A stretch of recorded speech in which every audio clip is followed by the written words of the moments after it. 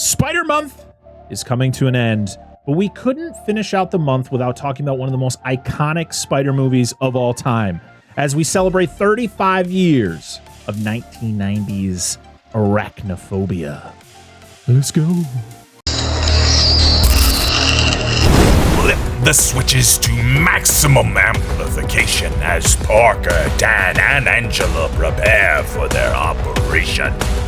With trivia and plot points scrawled across their walls, laughter and debate erupt as the movie's drama calls. The world may call them crazy, minds gone astray, but genius and passion and madness all dance the same way. Now the show begins to rise from its broadcast realm, and you can open your eyes as we dissect that film.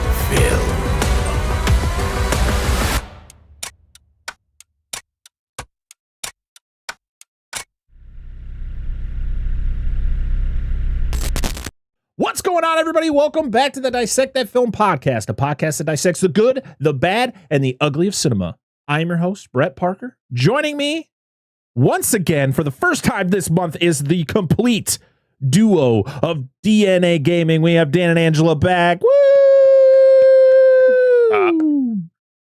Welcome back, Angela. Dan, you've been here, so I don't need to celebrate you as much. Yeah, I know what we're talking about. Yeah, but Angela, you're back. I'm so happy you're back. And what a movie to come back to than Arachnophobia, or Steven Spielberg movie that he didn't direct, because I feel like anytime he's an executive producer on a movie, he is pretty much the director without being the director. You know what I mean? Yeah. He just has that power. He does. He's Steven Spielberg, for crying out loud. But we're happy you're back. Equivalent. Senor Spielbergo. Well, I'm happy to be back. Yeah, and when we talk about at the end, you are not allowed to leave, at least for the next month.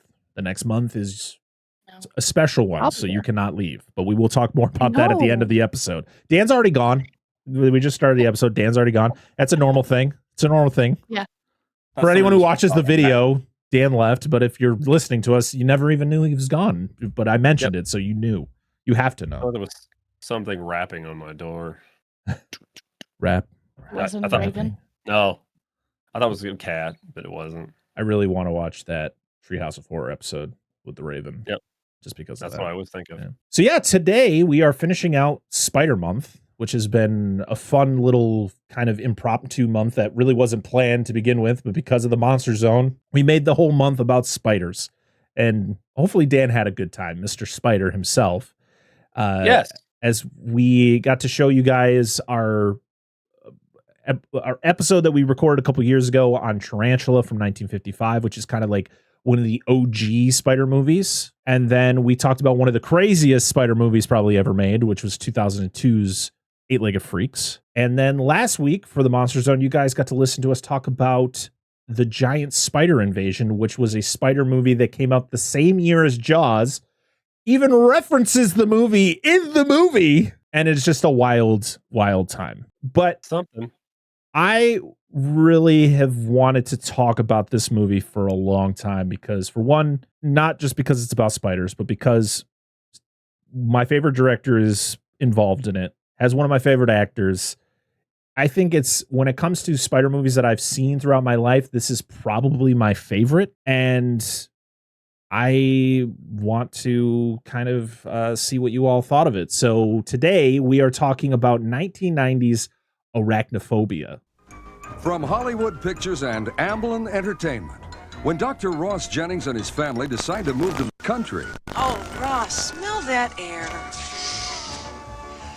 They thought they'd found the perfect little town. How are you finding life here? But instead, it's all rotten down there. I'll call the exterminator. They're getting more. Would anybody object if I tore this floor?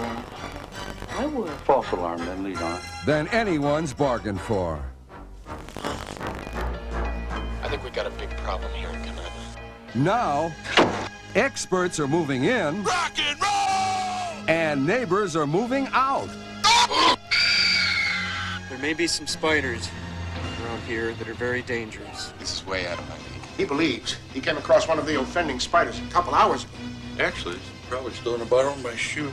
It's a roller coaster ride you'll never forget. Arachnophobia, the most fun you'll have being scared. Hello. Dan, Angela, do you have a history with this movie? I remember watching it a long time ago, but it's been a long time since I've watched it. I know I watched it at some point when I was younger. I was actually talking to my mom about it earlier. We watched it at some point when I was younger. And then sometime a chunk after that in like my 20s and 30s. But that's it. Like, I think I've only seen this movie 2 times. Maybe. But that's about it. This was one for me that I remember seeing at the little hole in the wall video rental place that I would go to with my dad that I talk about all the time. And just the cover. And to be honest, like the cover gets you. It's a beautifully done cover of like the city, or it's like the town, you know, landscape. And then you have the moon with the spider kind of silhouetting itself. And it's like, it's a very iconic poster. And to be honest, it wasn't even the cover that got me. It was Steven Spielberg's name, because anytime I'd go into, you know, my local Hollywood Video or that little hole in the wall, if I saw a movie that had Steven Spielberg's name, it didn't matter what it was, I wanted to see it. It interested me. And to be honest, John Goodman's name was another one that kind of hooked me, because at the time I was watching a lot of Roseanne, and John Goodman was the man and still is the man. So that was a couple different factors of why I latched onto this movie. And this might have been the movie that introduced me to Jeff Daniels, because I don't think I had seen Speed at the time. I don't think I had seen Dumb and Dumber. I don't think I had seen any of his early stuff. So this might have been my introduction to Jeff Daniels, and I became a fan. So that's my little small history with Arachnophobia. Arachnophobia was directed by Frank Marshall. It was his directorial debut. Frank Marshall, mostly known as an executive producer on pretty much anything Steven Spielberg does. He was executive producer on all the Indiana Jones films, Jurassic Park, Lost World, Jurassic Park, pretty much anything Jurassic Park related. He ultimately, I feel this was one of those moments where Steven Spielberg was already doing a movie, and he was like, I really want to be involved in this movie, but I can't direct it. So who do I have direct? And he was just like, hey, Frank, you want to direct a movie? And he was like, sure, but all right, never done it before. Whatever, get in there. And ultimately, that's, I think, how Frank Marshall ended up directing this movie. But he's worked with a lot of people, such as like M. Night Shyamalan, Robert Zemeckis, and he also directed Congo in 1995, which is another one we're going to cover at some point. Damn right. That's a great one. He also directed the movie 8 Below, which was the Paul Walker Snow Dog movie. You remember that one? Yeah, sure. Yeah. Oh, he was also 5 Below. 5 Below. Everything is 5 or below. More or less. He was like also Dollar General. Yeah, exactly. Kinda. But he was also an executive producer on the Back to the Future movies, the Bourne movies. He's actually married to Kathleen Kennedy, who has been a longtime collaborator with Steven Spielberg throughout the years. So, yeah. So this was his. So he didn't do a lot, but this was his directorial debut. It was written by Don Jacoby and Wesley Strick. Wesley Strick would go on to write movies such as Wolf with Jack Nicholson and Martin Scorsese's remake of Cape Fear. He was also a writer and executive producer for the show The Man in the High Castle, which is a weird dystopian, like, what if the Nazis won World War II? What would the world be like type? It was based on a book. Shows on, I think it's an Amazon show. Interesting. Check it out. Produced by Kathleen Kennedy and Richard Vane. Cinematography was done by Mikhail Solomon, who did Band of Brothers, Salem's Lot, Rome, so a lot of TV stuff. The music was done by Trevor Jones, which the funny thing is when I heard the intro to this movie, I immediately thought of the composer for Anaconda, which I don't even know who the composer. I don't remember who the composer was for Anaconda. Actually, I can look it up right now. I have the VHS. Just power. The composer for Anaconda was Randy Edelman. And when I heard the intro music to this movie, I immediately thought of Anaconda. Yeah, that's fair. So I thought it was the same guy, but no. This Trevor Jones, he did movies such as Excalibur, The Dark Crystal, Labyrinth, The Last Mohegans. So he's a lot of great scores. Last of the Mohegans, probably one of the most iconic scores. Like, even if you've never seen the movie, if you heard the main theme to that movie, you would be like, oh yeah, I've heard that before. It's so good. Okay. Have you ever seen Last of the Mohegans? No. With Daniel Day-Lewis? No. Oh, check it out. It's great. So good. I was released July 18th, 1990. Ran at an hour and 50 minutes. It had a budget of $22 million and a box office take-in of $53.2 million. So it did okay. Yeah. I mean, for a movie of this caliber, I mean, yeah, even though it has Spielberg's name attached to it, it's pretty good. It made double its budget, so it won, I guess.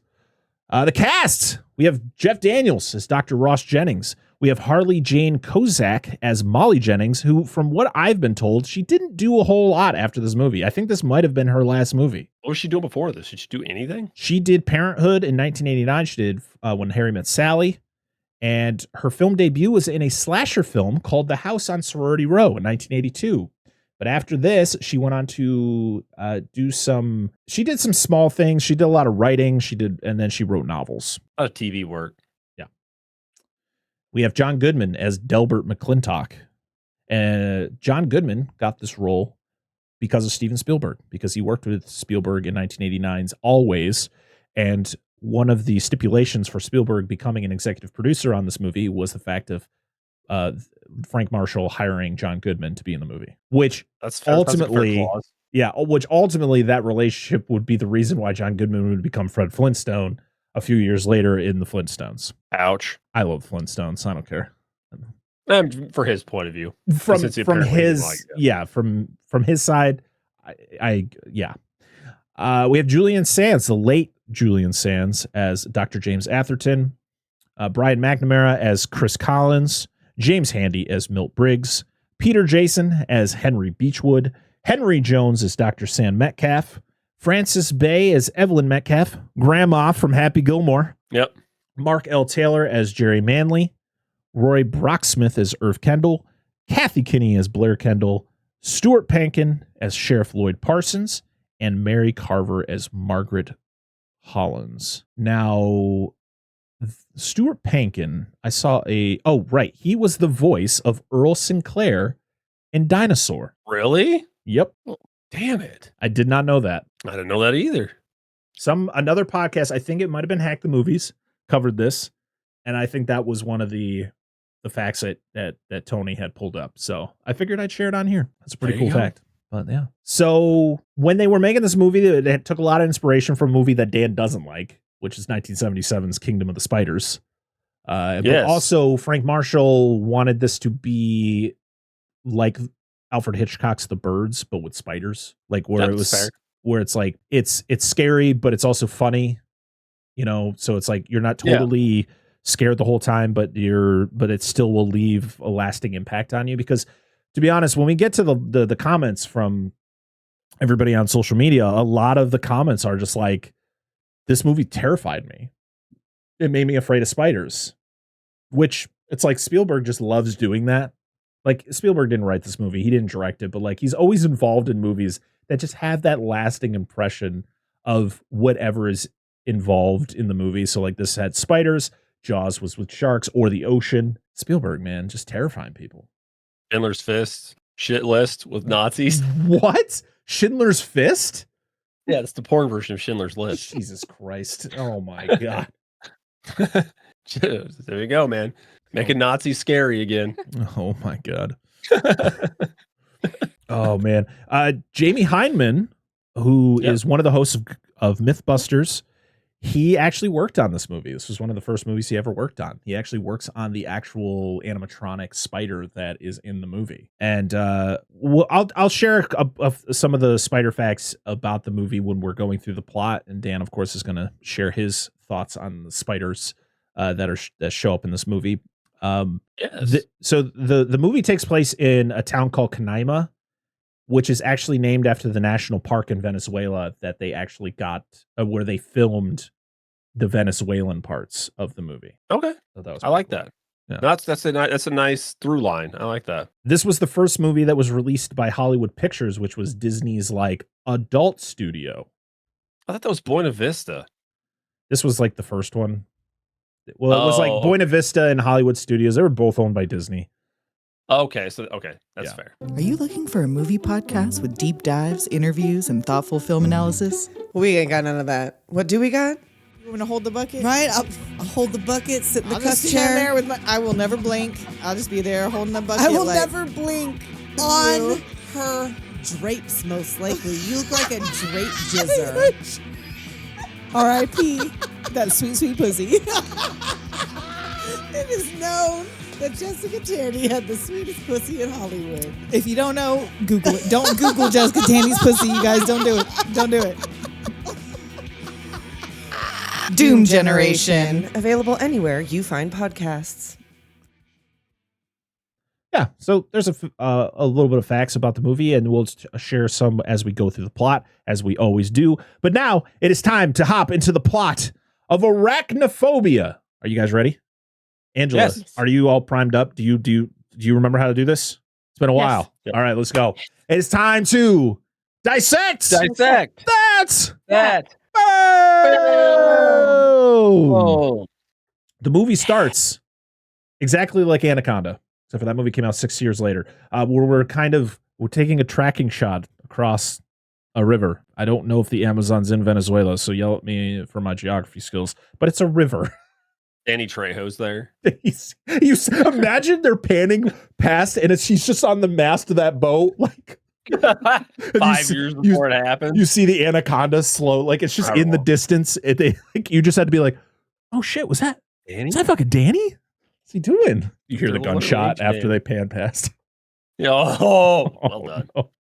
Well done. We are on a spider expedition. We meet our first character, Manly, and He's very manly. he's a fish out of water. He is a photographer. He is there to meet Julian Sand's character, Dr. Atherton, who is very serious about his spiders. Very, Very serious.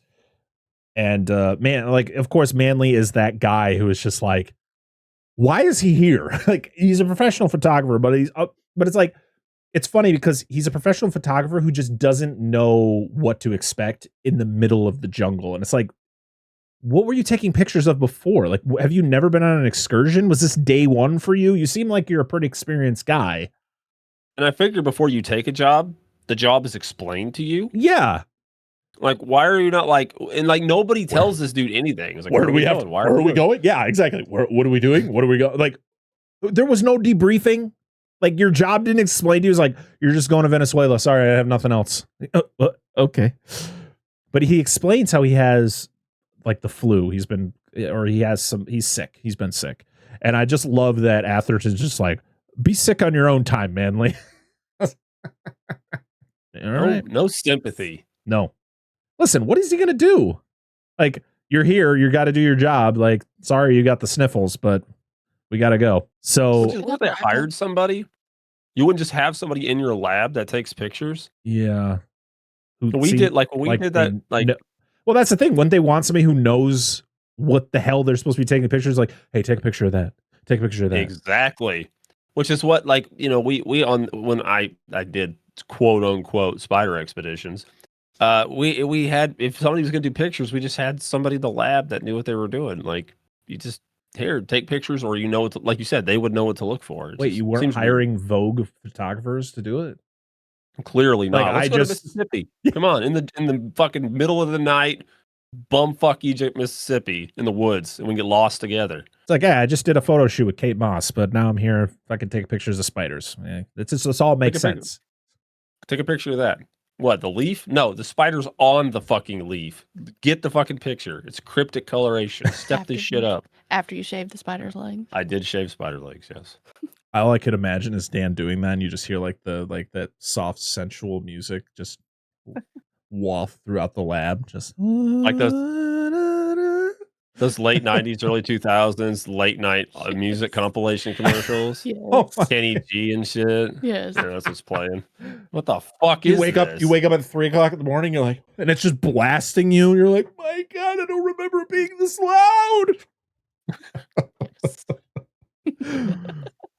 So they got to fly to the location to find whatever they're finding. He doesn't explain that it's about spiders yet. Exactly. Nobody tells Yeah. him shit. Thus, we don't know. Also, this guy's like afraid of everything, but he's halfway out of this helicopter. He's not buckled in. He's literally just like, I'm like, nope, no. Buckle my ass in. You can leave the door open as long as you buckle me in. We're like 4 across in this helicopter. I'm like, He's just dude's hanging there gonna like get this. pushed out. What are we doing he's gonna again? get pushed out. We're spiders? I don't like spiders, but I will no. hang like Tarzan off this helicopter. Maybe he explained it to him on the flight over, but he couldn't hear him because he was hanging out of the helicopter. What? Oh, I do love there's like an ant crawling across him, and like the guide flicks it off, and he's like, says the 24-hour ant in the language. He's like, what is it? It's a 24-hour ant. Was it what is it? Does it hurt? And he's like, oh no, it can kill you. Like, oh great, cool. Cool. We're going to Australia. Hey.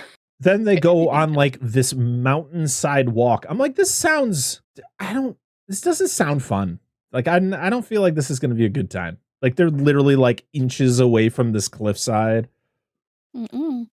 Well, Nope. at least not that high up. There's a few trails around here that are like that. I think when we went to Henwall, there's like that one edge that's right along a cliff, I think, isn't there? But it's more than 6 inches wide, and you don't That's look true. down and Yeah, it's like instant like death you're if I gonna die. slip. Yeah. It's like Yeah. cliffhanger. Yeah. Or it's when nature calls. That too. So they have to go down to like the sinkhole, which is where the insects or the spiders, everything that they're looking for, that's where they're located. There's the moment where they're like tossing all the equipment down. He's like, oh no, that's for the equipment. We have to go this way to scarier places. Okay, I'd cool. rather just jump. Yeah. Let's just jump. Yeah. I mean, they can repel.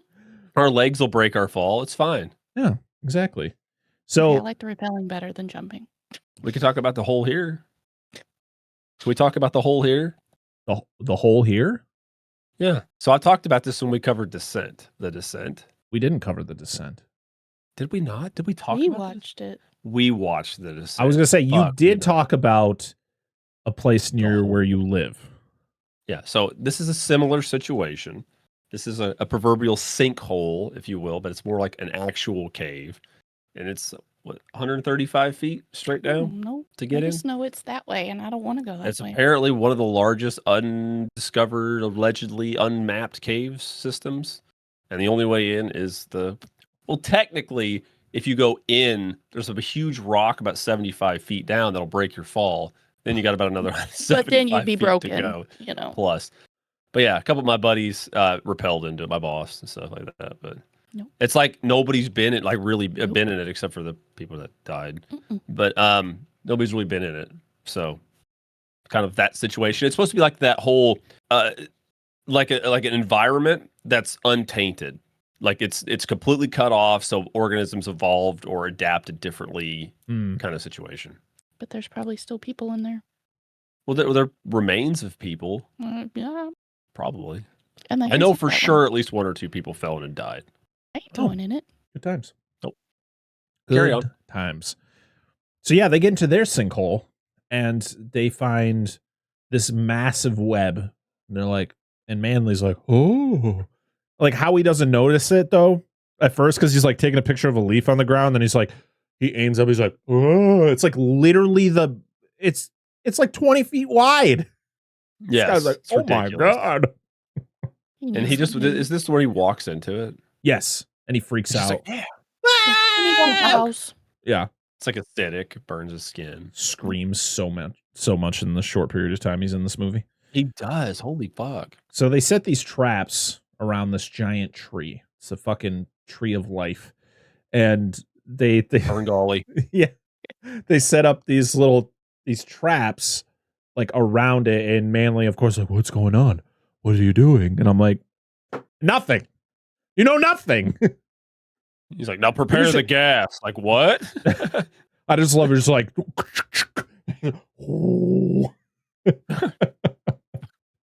that's literally fires what he up a diesel. That's literally what he does. He's like, wait a minute. Depending on the chemical, isn't this just going to sink?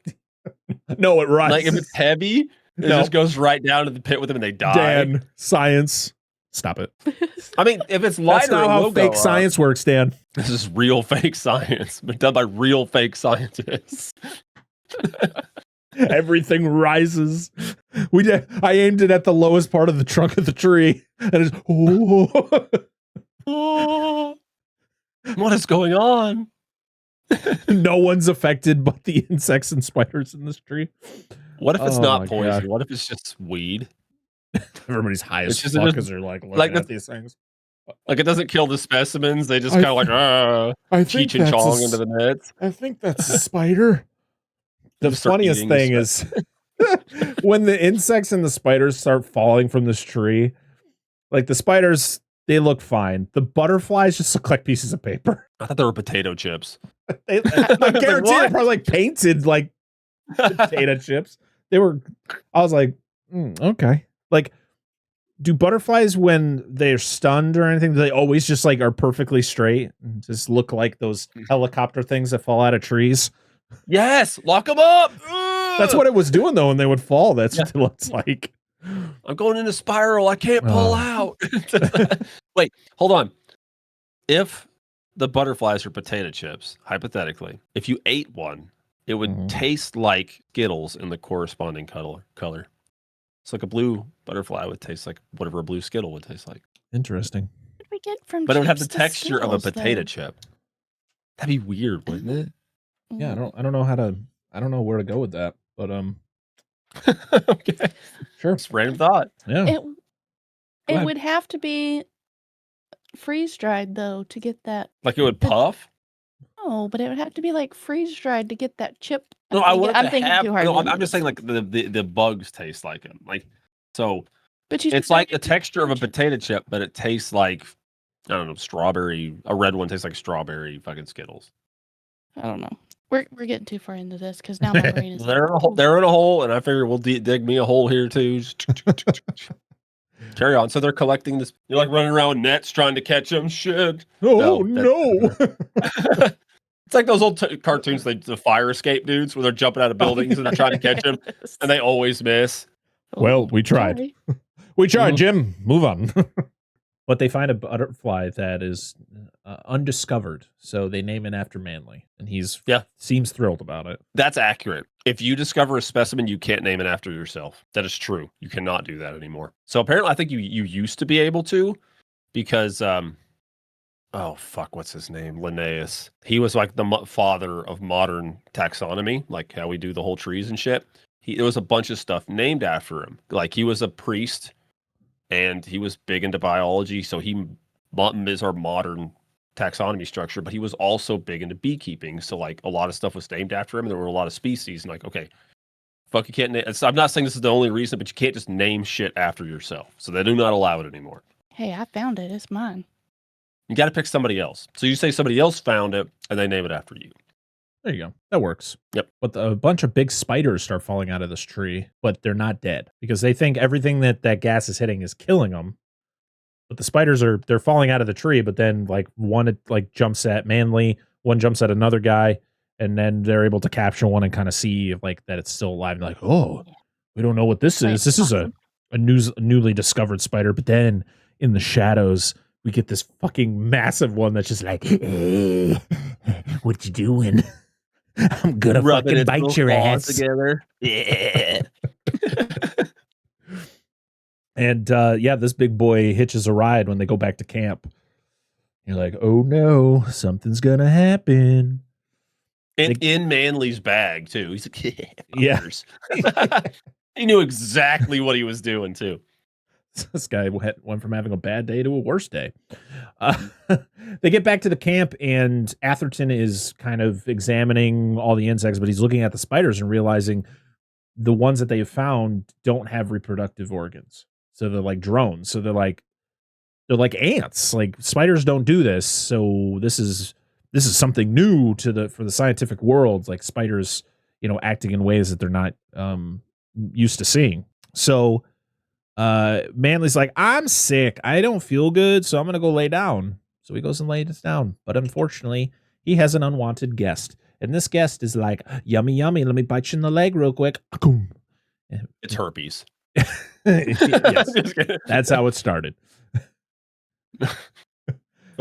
No, he gets fucked like quick, like dude. Oh yeah, that was fast. I love the close-up shot of the fangs going into the prosthetic, limb that they built, which is awesome. And then it's like immediate. Like he gets bit, and then he's like, and it just goes like stiff, and he's like, yeah. I just love how he just like lays back down so it looks like he's sleeping, but it's like immediate that the guys show up. Like I think it was like Atherton's assistant on the expedition. He's the first one who goes in there, and he's like, "Hey, I think this guy's dead." It's like his AJ. Yeah, but I think this guy was actual. Oh yeah, I meant yes, but like I meant like in his role. Okay. Oh yeah, I get what you're saying. He doesn't run into long grass. I'm assuming if you did here, you just get mauled by like spiders. It's like a tidal wave of spiders. Can we just recreate that Lost World scene, but just take the raptors out of it and just put giant spiders? So it's just that one guy who's like, the spider just sleeps out of the grass. If I ever made a giant, hypothetically, somebody steal this idea. You remember, God, what the fuck? I just lost it. The damn zombie movie with Brad Pitt. World War Z. World War Z. But they're like, I want the zombies to move like a blah, blah, blah, like a schooling swarm or a flu. Like, just do that with spiders. Like, I just want like this like liquid-esque mass of spiders pulls people in. I don't know. I just think it'd be funny. There was a spider movie that came out last year called Infested, and very much had that feel to it, where like this spider, like this guy buys it's like a spider from the Middle East, and it's like highly dangerous, but he buys it from an underground animal, dealer, and then it gets loose in his apartment complex, and it causes chaos, mates with other spiders and like gives birth, and there's just like swarms of spiders that infest. Dude, it's actually really good. I really enjoyed it. My description is terrible. You should check it out. It's a French film, so it's yeah. I was literally about to shit on the movie really hard. Yeah, because like it's actually it came from the Middle East. Yeah. Like, people like Middle East, nothing good comes from there. Not saying I'm not saying that, but you know how some people are. Yeah. Like, no, don't pick on the Middle East. No. Anyway, it doesn't like that. The movie doesn't do that's that. Just it was just like the spider place came from, right? Yeah. Somebody's like, "Where's the thing where exotic animals come from?" Boom, Middle East. Yep. But yeah. So I was practicing my wrist movements. That's fine. I was not jacking off. For those of you watching the video, I did a movement that's very similar to that. Don't worry, I'm right-handed, not left-handed, so that's not what I was doing, and I'm not doing the whole stranger thing. Which are my spiders. Yeah. Right.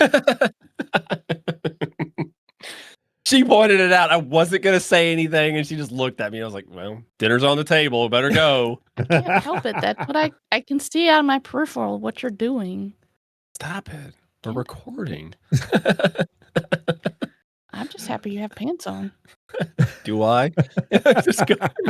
So anyway, he gets killed by a wave of a spider sneaks into his bunk and kills him. Yes. And Atherton's first thought after he finds Manley dead is, do we have all his photos? Yeah. True professional. This guy is like, I don't care. I mean, he cares, but he got to make sure he's got all the pictures. So, worse things become even worse because the big boy spider decides, I'm going to hitch a ride in this dude's coffin on the way home. Spiders don't have thumbs, so they just got to get clever. So, yeah, we are now in Canaima, California, and we see the journey of Manley's body being brought to the funeral home. And what's the guy doing at the funeral home that they always do? Always, but a fucking sandwich. Always eating. They're always eating. This is a trope that just will never end. Morticians and funeral home directors, they're always eating, like Dan is right now.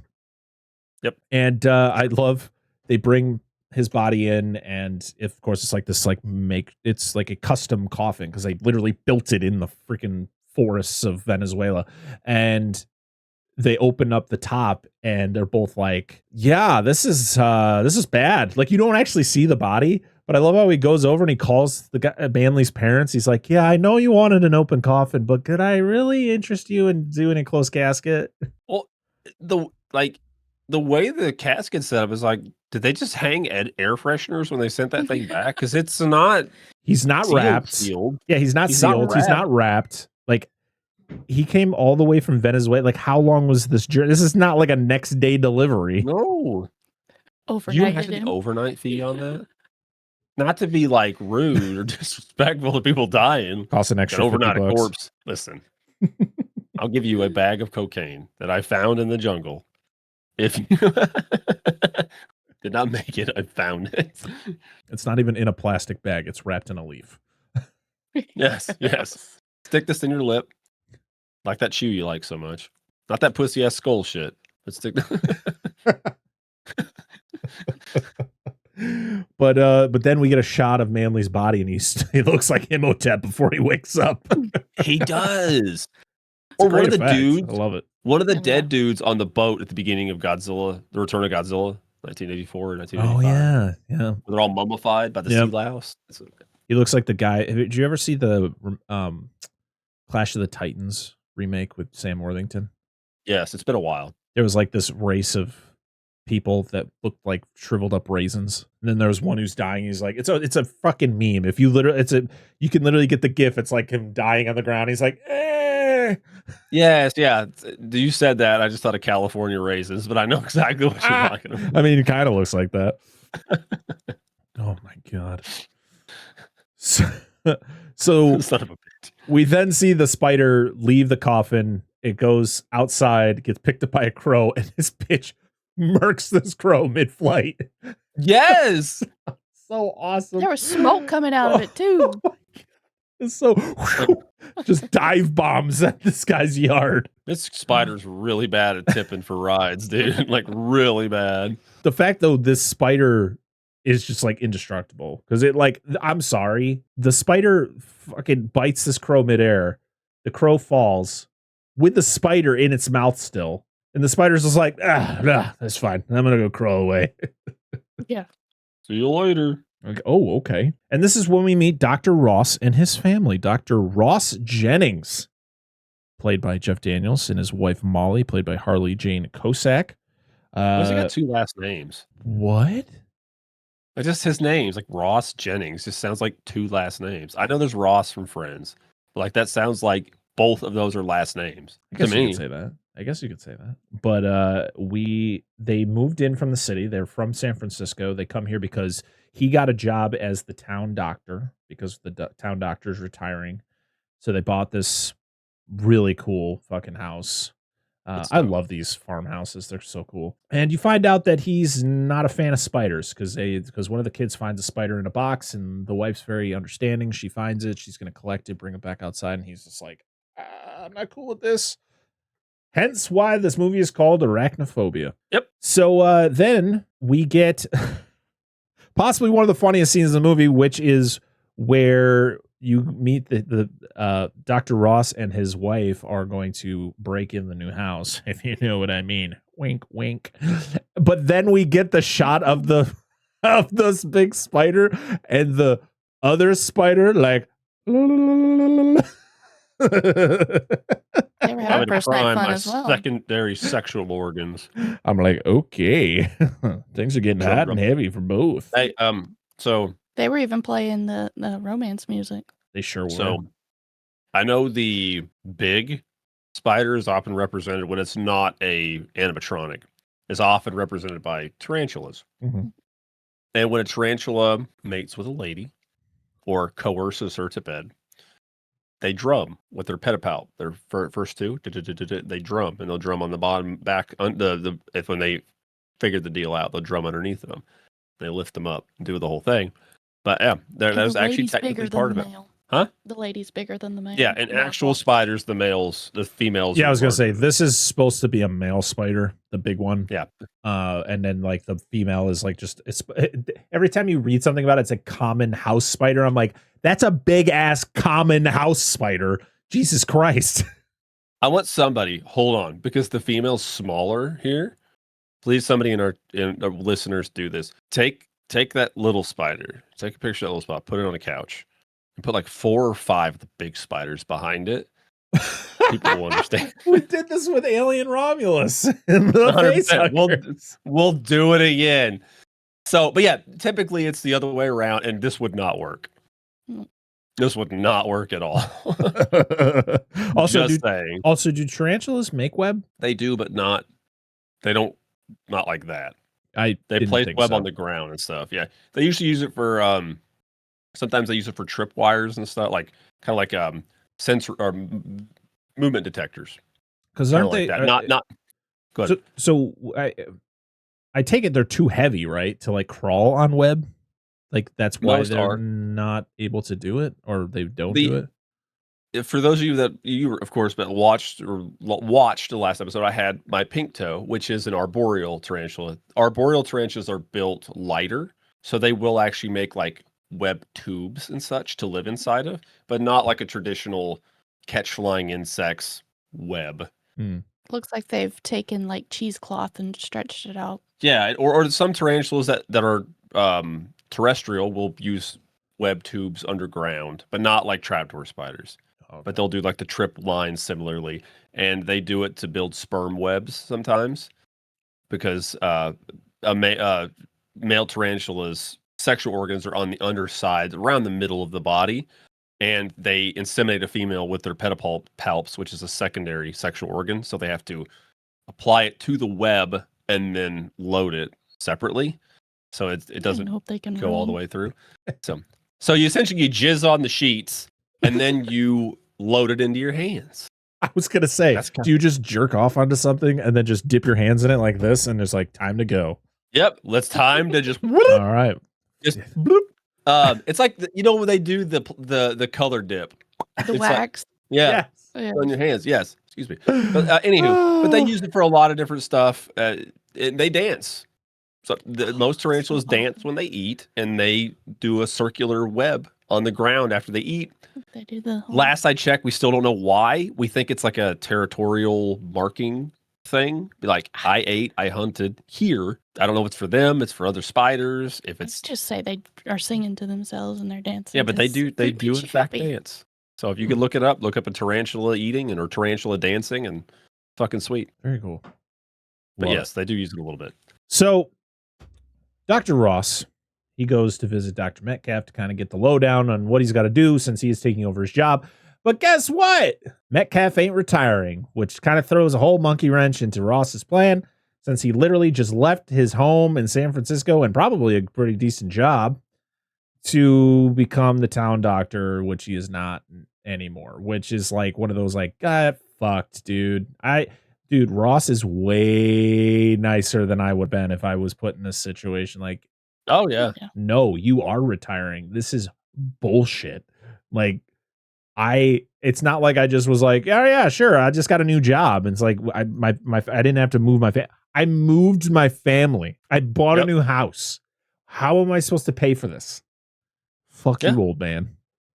Yep. And this guy and Metcalf turns into a piece of shit like the rest of the movie until what happens to him happens to him. He's our town mayor. Oh, 100% he is. Like, if he's the unofficial mayor. Because everyone in this town, other than Margaret, who we'll meet in a second, they kind of suck. Like, all the townspeople kind of suck.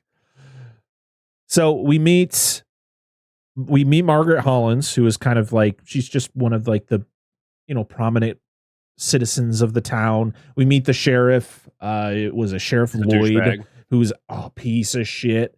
Because he's like outsider city guy. One of the things that drove me nuts, and it happens a little bit later, but I'm going to talk about it now, is the whole, you come in here with your city methods in a small town. Like, what is the fucking difference? In the medical field? What are you talking about? What is the difference between being in a city and to be honest, I feel like we're like the city people deal with more shit. Yeah. What are we you can still talking be a about? good doctor and compassionate, even if you're from the city. You don't have to be a small town doctor to be that. It's crazy. I hate that shit. It's when he said that, I was like, fuck you, you stupid douche. Oh my God. But I just love Margaret. She's great. She gives shit to the sheriff. I literally love. She like rips up the ticket in front of him because he gets a ticket for parking illegally or whatever. The meter. Oh yeah, the meter went. Oh yeah, he's like, oh, you got to remember to feed the meter. He's like, I have medical plates. And he's like, oh, big city doctor man, let me write you your ticket. Like, oh my God, oh, fuck you. Such an asshole, dude. I've seen this actor in other movies. It's a fucking dick. Yeah.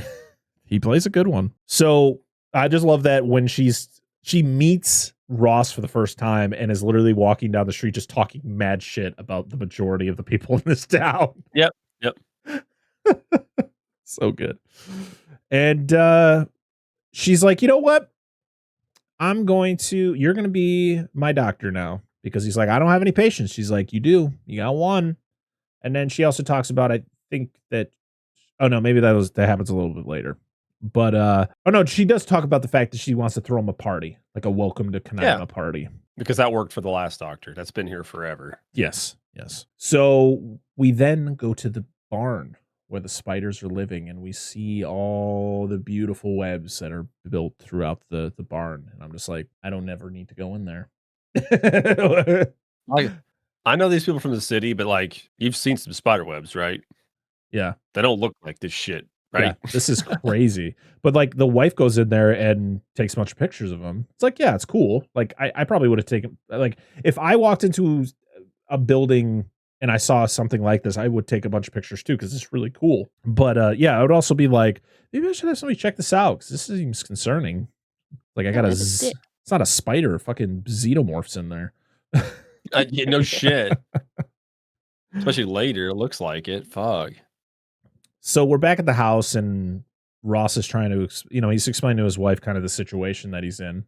And we meet the neighbors. I can't remember what the girl's name is, the little girl. Oh, fuck. I can't remember what it was there. Is. Yeah. But I love that they're like, hey, can we go play with what's her name? The neighbor. And they're like, oh, yeah, you just be home by 7 or whatever. And then the first thing that comes out of this neighbor's mouth is like, hey, you want to go blow up a bullfrog? Dude, it's so fucking sweet. Like, I would advise doing that because that's not fair to the bullfrog. Oh my God. But like, dude, there's some pretty good little bits of comedy that are just like we talked about earlier, kind of just tossed in here. Yeah, they're great. It's great. But then we get the explanation to why Ross is afraid of spiders, and it was from when he was 2. And I went, nope. Nah, you ain't gonna remember that shit. But also, she says that the wife says that. Like, how do like 2? Like, really? Like, that seems. He's like, I remember it crawling up my naked bare leg, and I was afraid it was gonna bite me, and this and that and the other. I was like, you were 2. Like, you're like what, 30? How was Jeff Daniels in this movie? Let's take a look. No, I mean, dude, like he's getting oddly intimate about this too. Like, guys, he was like, yeah. Where on the doll did the spider touch you? He was 35 when this movie came out, which is crazy to think he's only a year older than me. So she's like, okay, hey, we're going to go into the barn. You're going to face your fears. You're going to get over this. And he goes in there and he sees the web and he's like, oh, that's really cool. But then she makes him climb up the ladder. And I was like, why? Like, absolutely. I think he was, man, I wouldn't even have done that. I'm not like, I'm not arachnophobic. I don't have arachnophobia. Like, I just don't fuck with spiders. Like, if a spider's in my house and I can actually catch it and release it outside, I'll do it. But there's some spiders I don't fuck with because I don't want to. Like brown recluse and widows, and it's just no thanks. No. Yeah, if you don't know, just like, fuck him. Yeah. Just don't worry about it. I have a rule. Spiders are in my house. Depending on where it is, most likely going to die. If it's outside, I always tell my kids, you leave them alone. That's fair. That's reasonable. Yeah. I've literally recorded an episode once, and I literally saw a spider literally like on a web, like just dropped in, just like, hey. And then it was like, what are you doing? See you later. Yeah. Like, oh, okay. We had one do that at work the other day. We have really tall ceilings, and he just comes down, touches the floor, and he's like, goodbye. Goes back up. This is too far. Like, I like he touched the floor. Where I work, the buildings are very old, so there are spiders everywhere. Oh yeah, everywhere, and most of them are like daddy long legs, but daddy long legs make webs like crazy. Like they make a web in like 30 seconds. You'll see one like crawl somewhere, and then you'll come back like 2 minutes later, and they have a whole fucking system of webs just in this one area. I'm like, God damn. So depending on what part of the country you're from, he's talking about daddy long leg actual spiders, not like the other thing that people call daddy long legs that aren't spiders. So there's two of those. Oh, really? I didn't know there was a not spider daddy long leg. So, okay. So the ones that I think of when I think of daddy long legs are the ones you usually see them on the ground, and their body is literally like a fucking ball, and they've got like the 8 black legs that come off, and you just see them crawling around the ground. They don't make webs. Oh. They're not spiders. Those ones are not, but there are long-bodied, very long-legged spiders that people call daddy long legs as well. That they make intricate webs. You see them sometimes. So what technically are those spiders called? So the ones that aren't spiders are apilionids. What are the ones that are actually? So are the other ones? I don't know what they're called. You see them a lot in basements and. So those are the ones that are where I work. Are the the ones that actually make web. And they're like really small bodies, but they got like really long legs. Yes. I've heard people call both of those daddy long legs. So I think that's just a common thing for people to say, especially because they're so common. Yep. And they're usually the ones, and they're usually the ones you never have to worry about because they don't do anything. Like I've seen them crawling in places. I'm like, oh, okay, see you later, buddy. Yeah. Most of them don't. Like it's a bad stigma on them. But like again, if you don't like them, you don't like them. I don't judge people, whatever. But like. They keep out the annoying shit. Yeah. I know people don't want spiders in their house, but it's like, would you rather have a spider that doesn't do anything to you, or would you rather have mosquitoes and flies and shit like that actually are invasive or annoying? Anyway, carry on. And brown recluse, that's the one I don't fuck with, especially where I live, because I have people. There's somebody I know that actually got bit by one, and it fucked him up real bad, like to the point where it actually fucked up their hearing. Permanently. Really? Yeah. Where did they get bit? I don't remember. I'll have to ask her, but yeah. It had to be. What I was told is they were bitten by a brown recluse, and then over time they started having hearing issues, and they traced it back to possibly being the recluse bite that was the effect. Unless they had some, and it's entirely possible there was some weird systemic reaction. Oh, absolutely. Genetics, because generally brown recluses, when they bite you, it's all necrotic. So they bite you, and then the wound site rots, and it's just necrosis. Yeah. And some people can have really bad, like most people actually a certain percentage of the population will get bit. And you probably go to a doctor and they give you something, you're all right. But some people, it will just dissolve their muscle and skin and stuff. And it's over a long period of time. But people have weird reactions to shit. It just depends on your genetics. I have a spider outside my house actually right now. He may not be there anymore. I took a picture of him. I can't remember. I looked it up because the cool thing about Google is you can literally take a picture, and then when you go into Google, you can click on the picture and it'll actually pull up. It does like its AI thing where it'll figure it out. Yeah. I don't know if you guys can see that. Oh yeah, we get those guys all the time. And for people watching the video, I can't those remember are just like exactly what it was called, but yeah, it's a big boy. I always call them like grass spiders and stuff. You see them in bushes or in corners of your house and stuff. They'll make that. They're always. We have one in our window upstairs. Mm-hmm.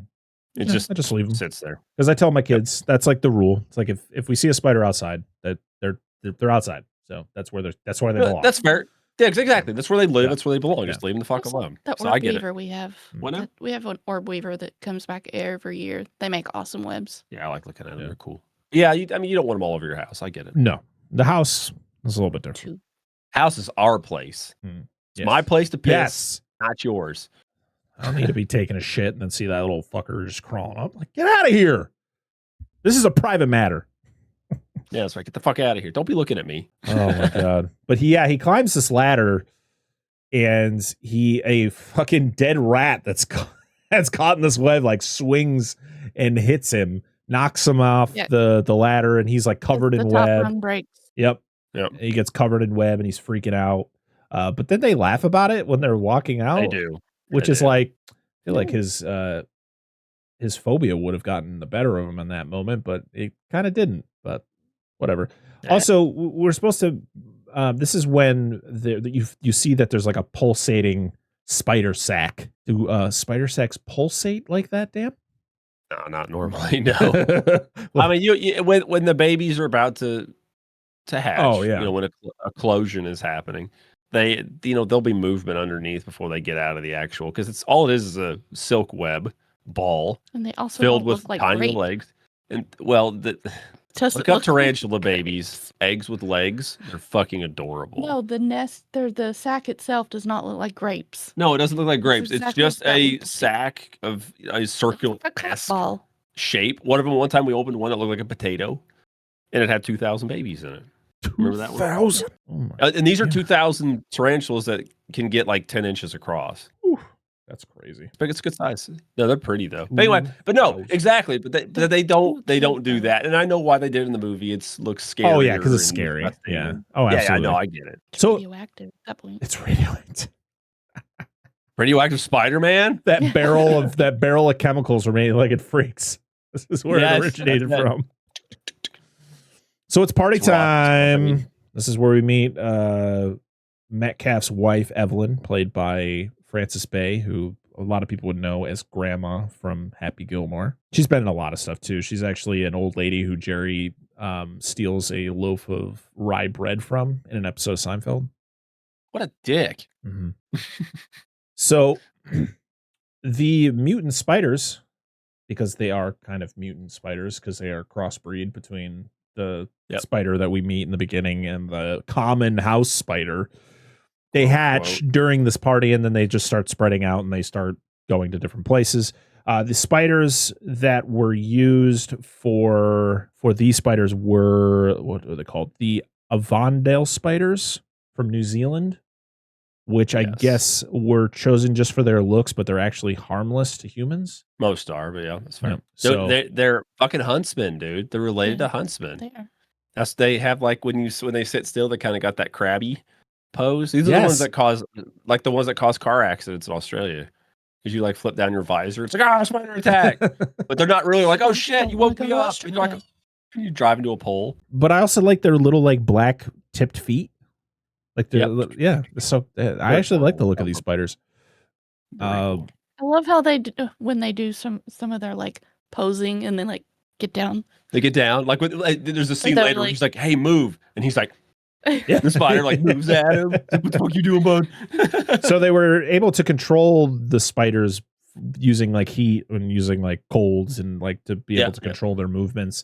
They also had to be very careful. Like they protected these spiders. At least they tried to. This is 1990. They said that they did a lot of things to prevent the spiders from dying.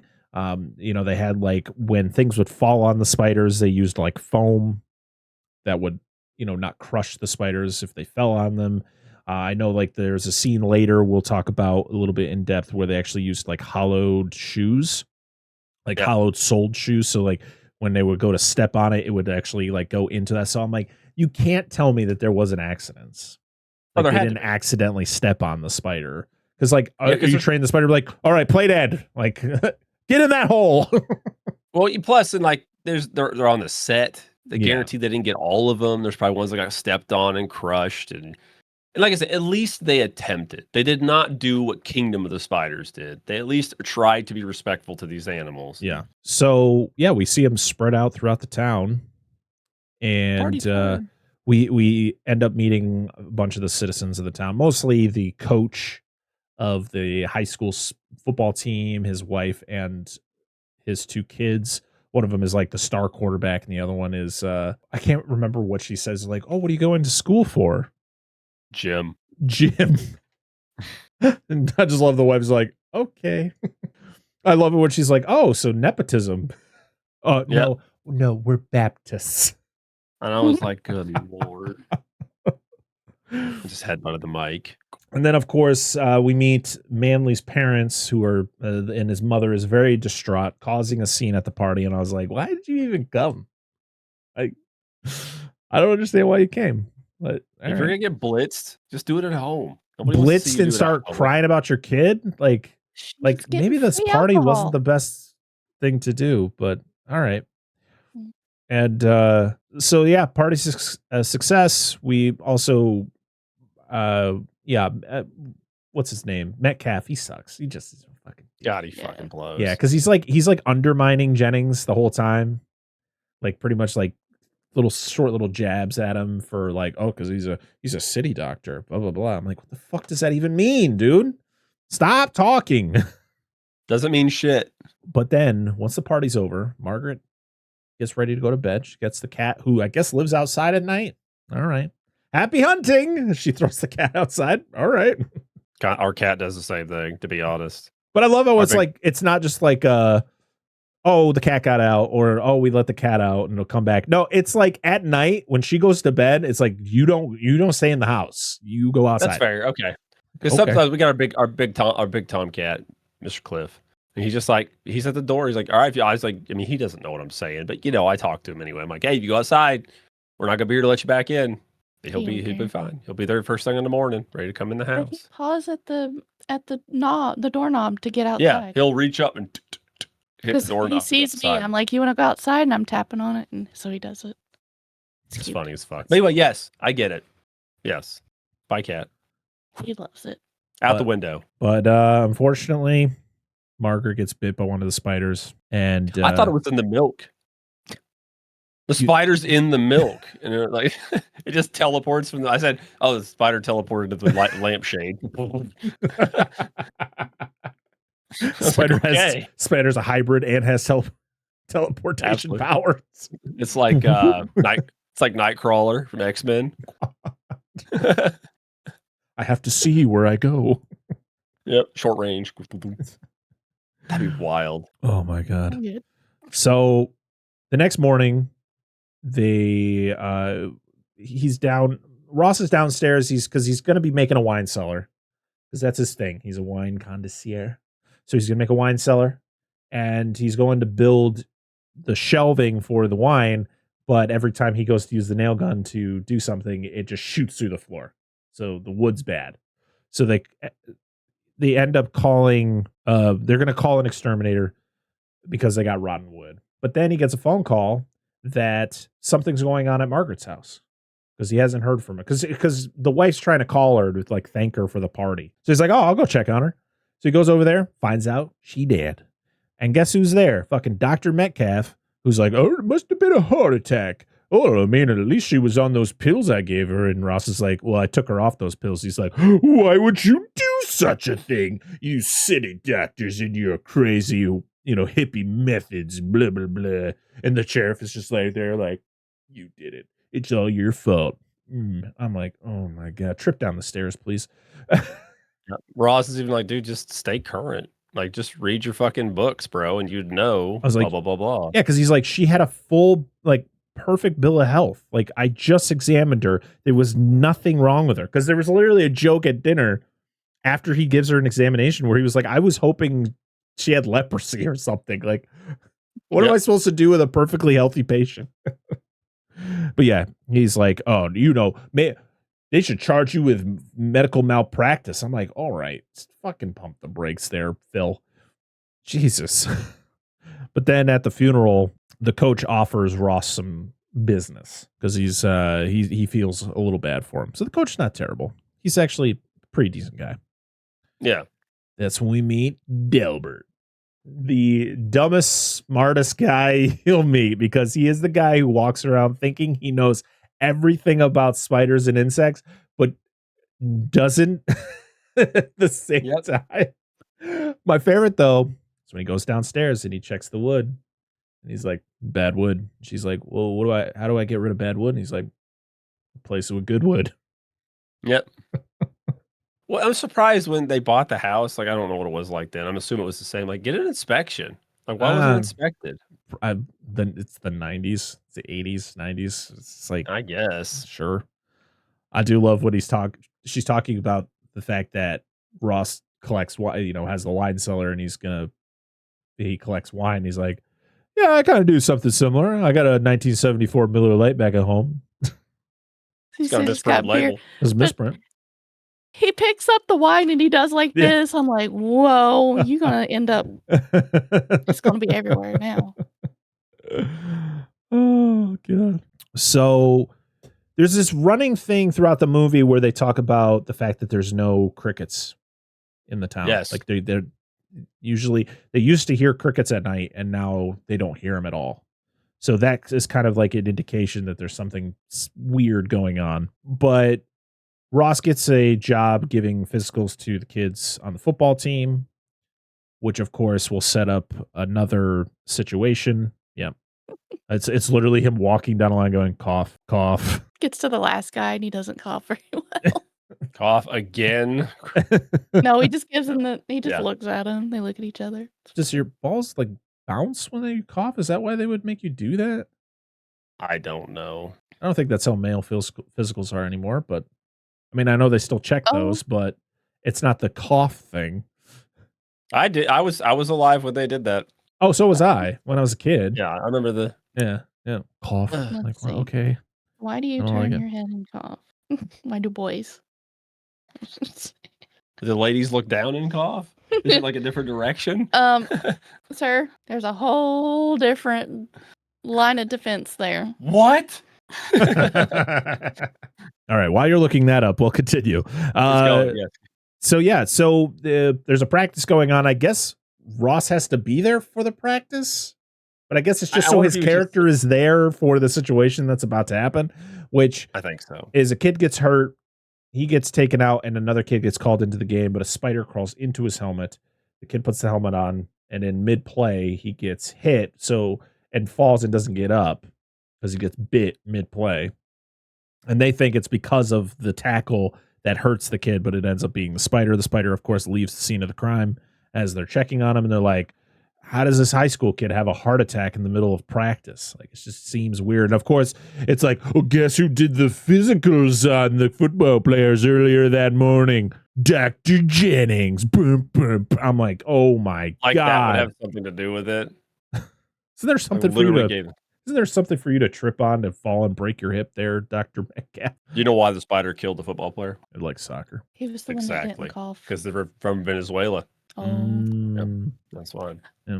And it's to check for hernias, by the way. Oh, okay. That actually makes sense. So then Jennings gets labeled Dr. Death. Like, damn. That's a sweet nickname. That is a pretty sweet nickname. Not the best thing at the moment. Did you mishear him too? Yeah. Okay, good. What? What? You said dick name. It sounded like you said dick name for like a split second. Sweet dick name. And I was like, well, they were just cupping them. And I didn't say it. I was going to let it go. Was kind of a dick of a name. You name your dick Dr. Doom. Like, what does that mean? Oh my goodness. Like, if a woman's going to have a sex with a guy, he's like, I named my dick Dr. Doom. Like, all right. Like, what is that? Like, does he kill women? Is it got a disease? Is it like massively large? Don't name yours? Fuck no. Oh.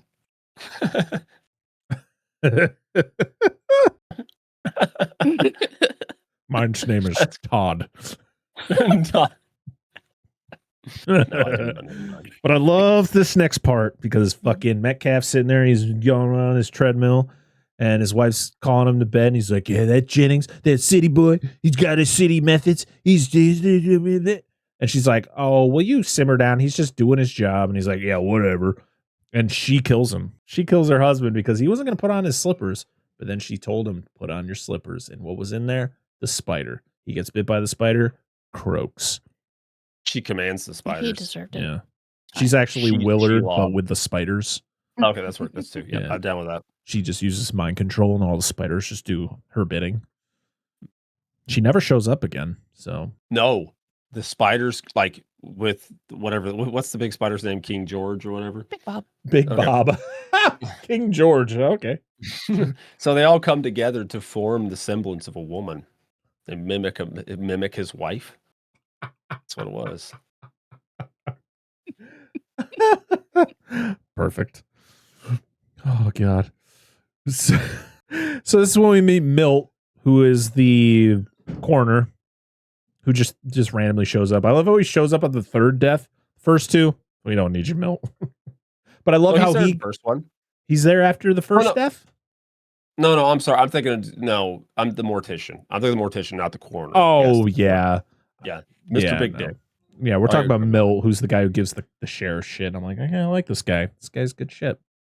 Mm-hmm. Yeah, me too. Because the sheriff is trying to like, he's like, oh, it was just our day. There's nothing to do. We're not doing no autopsy. He's like, shut up, Parsons. I was like, yeah, fuck that guy. And so now that Metcalf is dead, Ross has his practice, meaning he has all his patients, and business is booming. But while he's got his new job and he's actually doing what he's supposed to be doing, he is trying to figure out what happened to all these people, because it's like you have Margaret, who is like perfectly healthy, you have a teenage boy, and then you had the town doctor, and all the similarities were they all had spider bites. But it's just like I don't know if that's really the case until they test the venom that they were able to extract from each body, and they were like, oh yeah, this shit is like is just something we've never seen before, like how toxic this stuff is. Yeah. So because they actually had to dig up the two other bodies in order to do all this. And again, what's the guy doing at the funeral home? Got a fucking sandwich in his hand. Yep. Always eating. And they call Atherton to kind of come down and take a look at the situation because they think there's a spider issue, which there is. But instead of Atherton going there, he sends his assistant Collins down to assist. And of course, Collins is kind of out of his league because he's like looking at dead bodies and doing things. He's just like, I just study spiders, man. Like, this is not my thing. And so Atherton, after they discover this, the spider bites and they do the toxicology reports and all that stuff, Atherton actually goes there and they pretty much determine like this is maybe the deadliest spider ever recorded. So we need to get a specimen. It's like, easy enough, right? Then there's like this one scene where Jennings is in bed and he sees originally, like, it's definitely a fake spider on the wall at first to make it look like it's a spider. But then as he gets closer, it turns into like a coat rack that's like screwed into the wall. It's really clever. It is. I mean, originally, 100% they put a fake tarantula on the wall, which I thought was pretty good. That's a nice thing of like how your eyes play tricks on you at night, especially with what you're blind. Oh, absolutely. It's like the one where you have like a chair in your room and you have a bunch of clothes thrown on there, and it always looks like somebody's standing in your room. Yep. You look in the corner of your room real quick and you're like, what the fuck is that shadow over there? I don't like it. Please don't move. Yep. So they go to, I can't remember whose house this was. If this was Margaret's house that they were. Yeah, they go back to Margaret's. Yes. Yeah, to go investigate, try to find a specimen. And I love that the sheriff has to be there. And it's just like, oh, if we find the spider, at least you can arrest him. Yep. Fuck that dude. And of course, what does he do? He's like looking through boxes and then he freaking starts eating out of one of the cereal boxes. Like, Jesus Christ. And I just love that Jennings, because of his fear of spiders, he's like, yeah, you guys look over there and I'll coordinate everybody. Yep. Good call. So we then go to the coach's house and the daughter is taking a shower and we get like this really just intimate, intense scene. Why 2 spider movies in a row do we have this like teenage girl showering or just getting out of the shower, then getting attacked by spider type thing? Scarlett Johansson and 8-Legged Freaks, and now this girl. They literally had the shot of the spider going in between her cleavage. I was like, oh, yep, all right. Spiders like movies too. Who doesn't? So and the thing that made me laugh the most was the fact is like she screams bloody murder. If you're in this situation, are you busting through that door to see what's going on? Are you, as parents? I'm probably trying to figure out what the fuck's going on. Like, I'm intruding.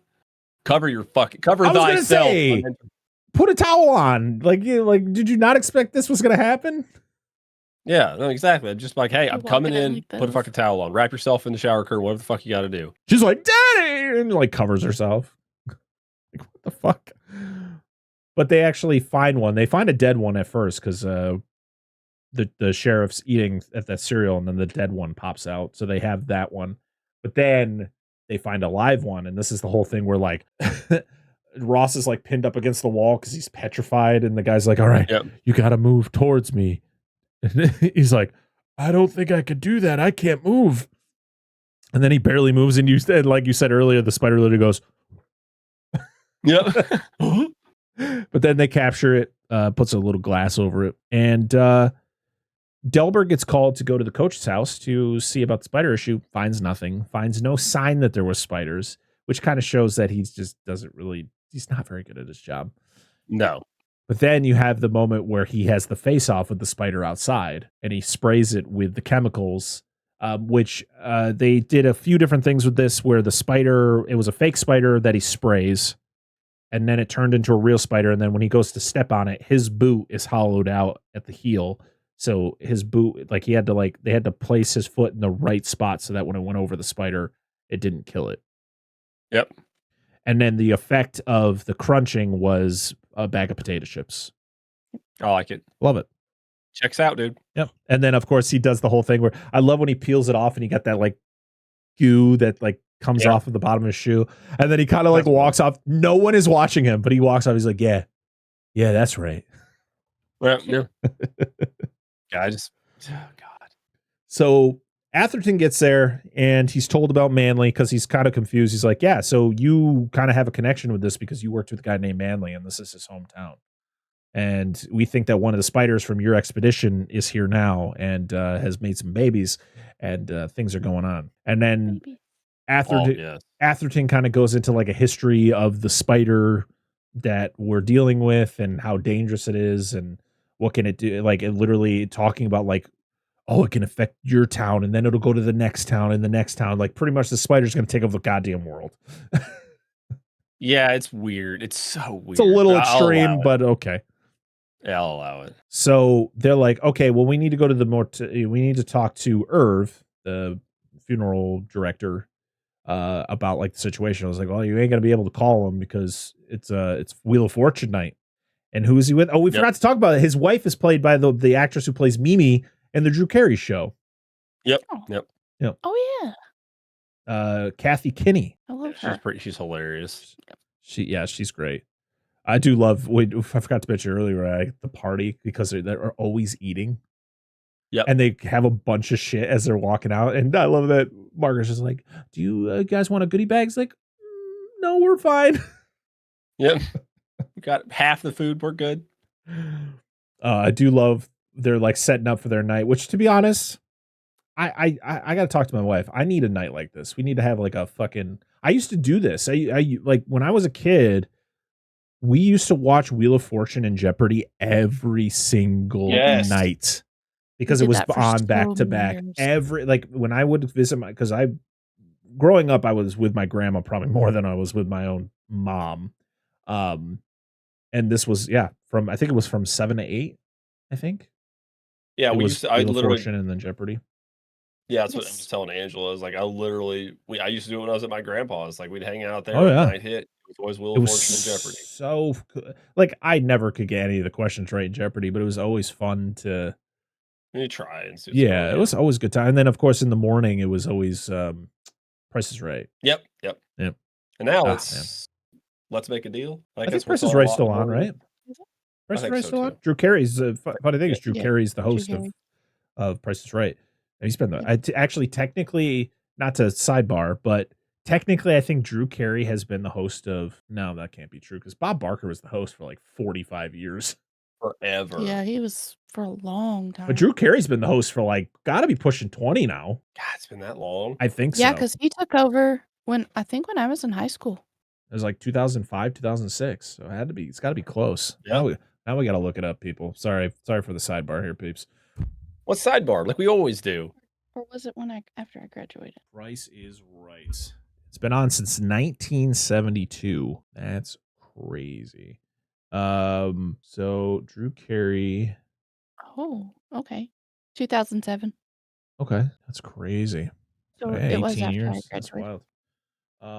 Adam Sandler has directed episodes of The Price is Right, which is hilarious. Really? Yeah. Really? Yep. All right. Well, back to Is this that why movie. Bob Barker was the Happy Gilmore? Probably. It was probably after because he didn't start directing Okay. episodes till 2013. Oh, all right, that makes sense. And I'm not sure how long Barker's been gone for. I think it was recently, right? Because I think he hit 100. It was pretty close. He died in 2023. Oh, yeah. So was he 100? No. His birthday was December 12th, 1923, and he died August 26, 2023. Fucking Betty White. Almost. That's literally the Betty Almost. White effect. She was so close to 100. Almost. Yep. What a shame. What a shame. Imagine. That's got to be such a, like, if you feel like, imagine like whatever happens to you when you die and you just get to where you go and you're just like, I was so fucking close. It's like that last trophy you need or that last achievement in a game and you just, you'll never get it. You'll never get it. So I do love the whole thing where they're setting up for the Wheel of Fortune night. And it's, hey honey, you want real butter or fake butter? Fake. I was like, yep, that's 100% where anyone would go. Fucking real butter. I mean, real butter's good, but when you're doing popcorn, the fake shit's where it's at. Yeah, we use real butter a lot in our recipes. You do or don't? Do. Yeah. Making like dinner and stuff. That's what I meant. Not just like on popcorn. I know what you're saying. I'm just saying. I remember I used to buy the little like shakes, like flavored shakers that you could put over it. Sometimes my mom would just have like ranch dip powder and you would just put that on your popcorn. So good. It's the same. And then I used to popcorn and me were best friends because even after I was done with the popcorn, the bag was next. Every inch of butter off that bag was consumed. I used to open it up and lick it. Yes. Yep. Oh my. You guys were talking about you're gonna eat. I'm glad I'm not the only one who used to do it. I can't do it anymore. My wife has forbid it. My wife has forbid it, and I'm also at an age where it's probably very bad for me. Like it probably would cause massive harm. But you'll never be as bad as the people that come into movie theaters. Oh my gosh! I don't know how some of their popcorn stayed crunchy. It's not. It's literally just fucking saturated when it's done. I don't understand it. It's fucking layer cake. Like by the time they're done, there's like a pool of the butter just sitting at the bottom of the bucket. Well, I've literally just small scoop butter, shake. Small scoop butter, shake. Small scoop butter. Like literally, I've done that. I've layer caked multiple times. It's fucking disgusting. Oh, and then when they put in the help yourself, like let's just fill up a cup. I'm surprised somebody hasn't made alcohol that's just that butter with alcohol in it. Just take shots of it. Jesus. People would do it. Couldn't. Yikes. I've double oiled batches for people. So like when you do the movie theater, you have the popcorn popper, you flip all your stuff on, get the kettle up to temperature, beep beep, it's a beeping and stuff. Push the oil, add the butter, salt, add your kernels, let it cook, dump it. I've literally had batches I've double oiled for people. Double oiled, double buttered.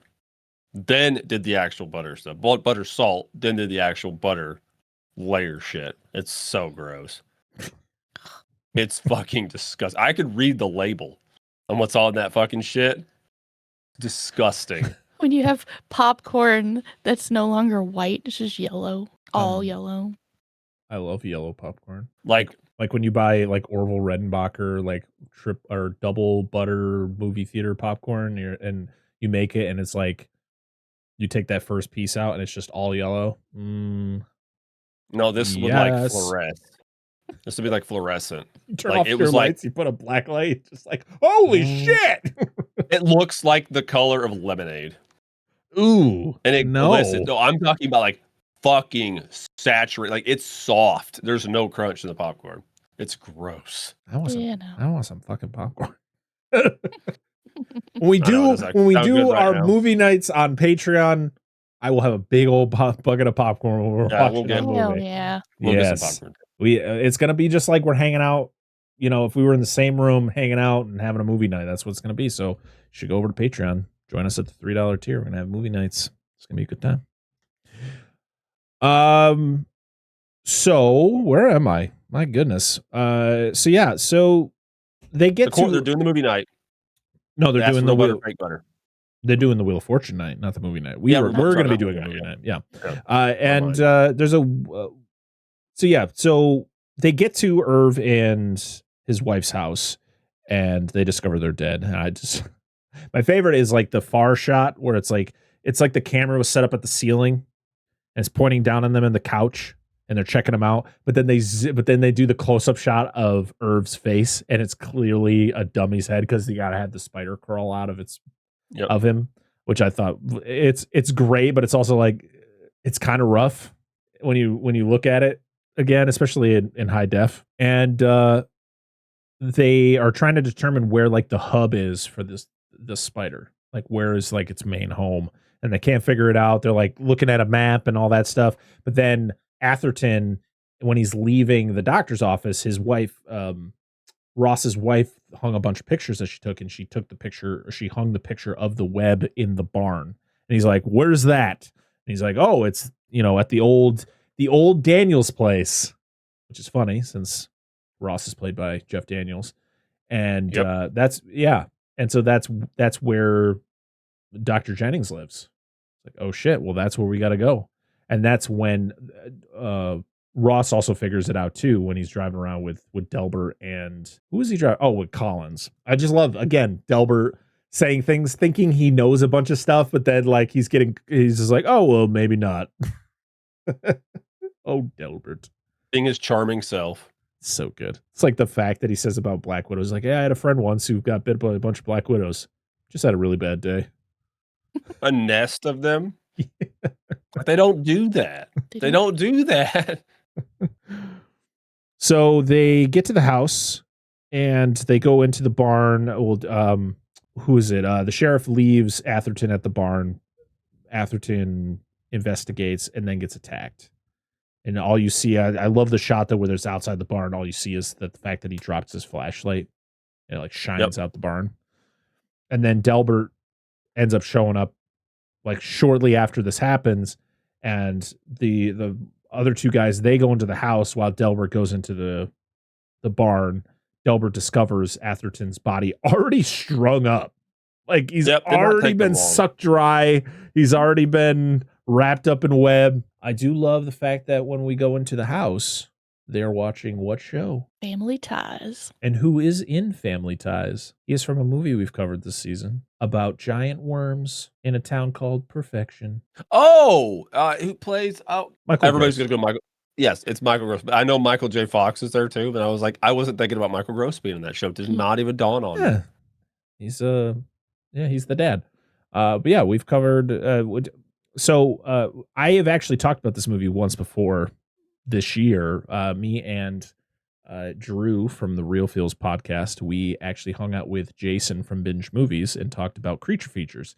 And Arachnophobia and Tremors was part of that episode. So you should go check that out. And we talked about the fact that those movies had the connection because the fact that Michael Gross is on the TV in Arachnophobia, as being part of Family Ties. And he has hair, which is always funny to see. He does. That's what threw me off. Yeah. I think Family Ties ended and he was just like shaving my head forever. Maybe he was wearing a hairpiece towards the ends. Who knows? I don't know, but I would love to be Michael Gross someday. I digress. So the house becomes infested with the spiders. I love it because it's all practical. Like the spiders like coming down and like crawling over the walls and all that, and just like coming out of like the keyholes. I love all of that. It's so sink. cool. The sink, they're just coming out of every orifice of this house. It's fantastic. And they are able to escape the house except for Ross. So Ross actually stays in, but then he ends up falling through 2 stories into the basement, and he's fine. He's okay. He gets up. He's like, oh God. But I do love Delbert's suit up. He's like all in his like exterminating suit. He's like, time to go. And just starts fucking shooting him with his chemicals. Fucking blasting melts things. them. Yeah, it's like this acid. Yeah. Yep. It's so good. But this is when we get like the final showdown between Ross and was it Big Bob? Is that what the name of the spider was? Yeah, Big Bob. Yeah, Big Bob. And we get like it's crazy. So the whole thing is like you have to kill they got to kill Big Bob and they got to kill like the nest. So there's another nest there. And when he crashes through to the basement, he sees the nest, like another pulsating nest down there. No, so he's got to find a way to kill it. He goes, and it's like a whole showdown where he there's like a Chardonnay bomb that he throws there. It's like that whole shelving falls on top of him and is like pinning him there. And the spider's like taunting him. Then he's able to get out of that, and he's like spraying he's got the makeshift flamethrower. Yep. I want to say something. As much alcohol as he had in this basement, if he would have lit fire anywhere close to that, it probably would have lit the whole house on fire. Because he had a lot of alcohol. I kind of wish that was what happened. Because when we get to the final scene, it would make more sense. But I will tell my favorite part of this is you've kind of already discussed it. It's where he's pinned underneath the thing. And I'm like, what's his name? Big Bob? Big Bob comes down and he just gets that bottle, just ting, and just fucking hits him like a baseball. It's fucking great. Sound makes it.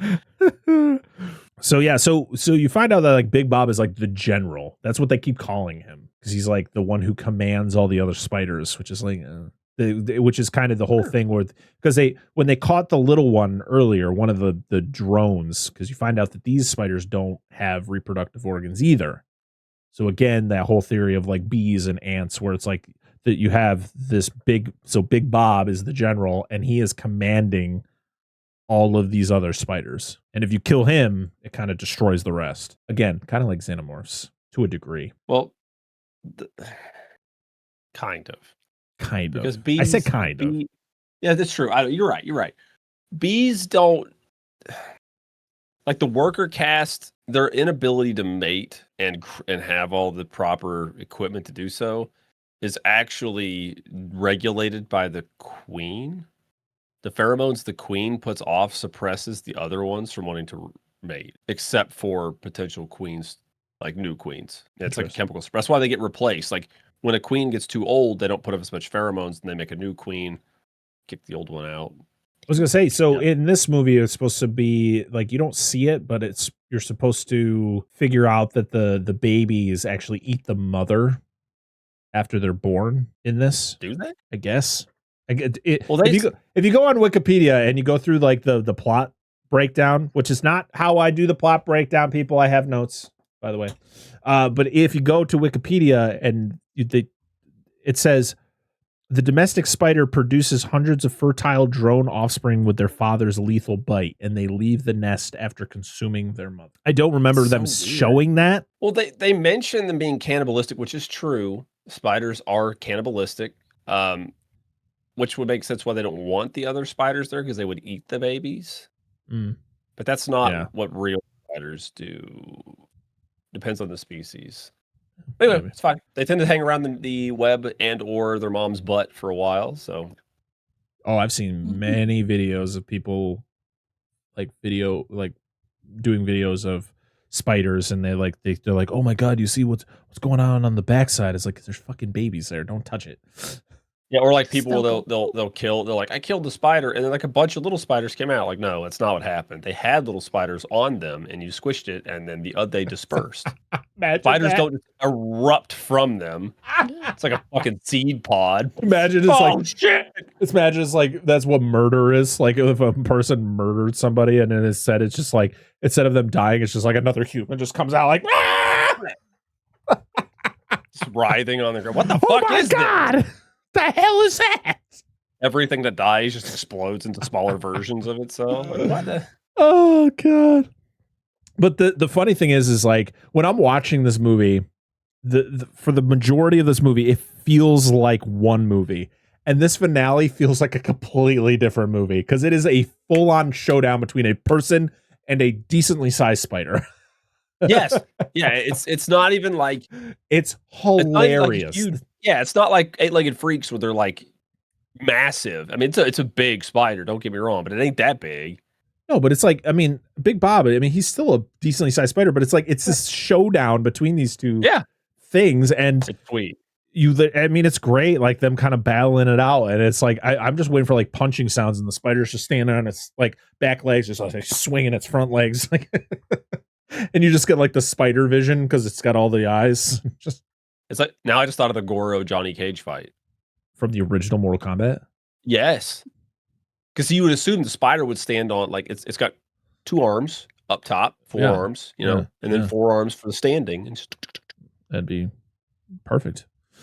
Yep.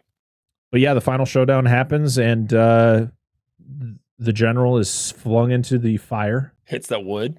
Yep. And he is flung out, and while he's in midair, freaking perfect shot from Jennings as he shoots him right into the nest. Dead. Yep. They're all dead. Which I'm thinking to myself, okay, so what happened to all the rest of the spiders? But then they mentioned Collins is like, oh yeah, so Delbert got all the rest of them. Like, did he though? Sure. And he said they have like a really short lifespan. Yeah, because they're, like I said, they can't reproduce. So they, once they hit their lifespan, they die. So you probably mentioned the 8-Legged Freaks episode. So like your tarantula that you showed on the 8-Legged Freaks episode. Yes. What is their lifespan? Depends on the species and where they're from. Tarantulas could be like just a handful of years to like up to 35 plus. Depends on the species and gender. Males are very short-lived. Their job is to grow, reproduce, and die. The female is to be bred, make babies, and continue to make more babies. That's what the female does. So the females live a lot longer. Females are generally larger mass-wise. Males are more leggier. So they have smaller bodies but longer legs, and they're they're usually color more have extra coloration depending, but not always. Show off, huh? They got to show off. They do. The male's peacock. Well, good pets though. I said if you didn't listen to the 8-Legged Freaks episode, you're like, fuck that movie. But Arachnophobia is the one. Great pets. You know what? Maybe someday I can convince my wife to let me have one, and I will have a tarantula as a pet, and it can live back here in the set. Tell them it's very low maintenance. They're not stinky and noisy like kids, cats, and dogs, even though I do like all of those things. And just put it in a good container and it won't get out. And they don't tend to wander far. Like, especially if you got a female, they'll just like an orb weaver, they're pretty. They let that guy. What now? Except for that one that ran up your leg. Well, hold on, time out. That one got out and was trying to like get away from us. But went up your leg. It went in between my legs on the back of my computer. But pink toes are just they're pretty. You can just look up their all assortment of colors. Docile. And some of them can be assholes, like the one I have upstairs. But the pink toes are usually docile. And the curly hairs. And there's curly hairs, look like they're having a bad hair day every day of the week. It's really Mine great. Was at least. Gosh, she was a big one though. She was really She was pretty. a beast. She had a bunch of babies. Yep, they're good stuff. No. So yeah, that is it. The spiders are all distinguished, but the last scene is they're back in San Francisco.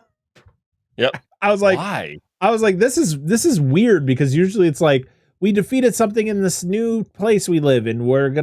Now we can live happily ever after in that town. They're like, no, fuck that. We're going back to San Francisco. And then we get the whole thing that their whole the only thing they really have to worry about now is earthquakes, and of course that like really valuable wine spills when they're going to check, and that's kind of the whole thing. And then it all ends with "Don't Bug Me" by Jimmy Buffett. It's a decent song. I don't like Jimmy Buffett stuff very often. I hear his shit all the time, cleaning his hotels, but I'm not. That's a song I don't hear on it. I should tell him to add that to the mix track.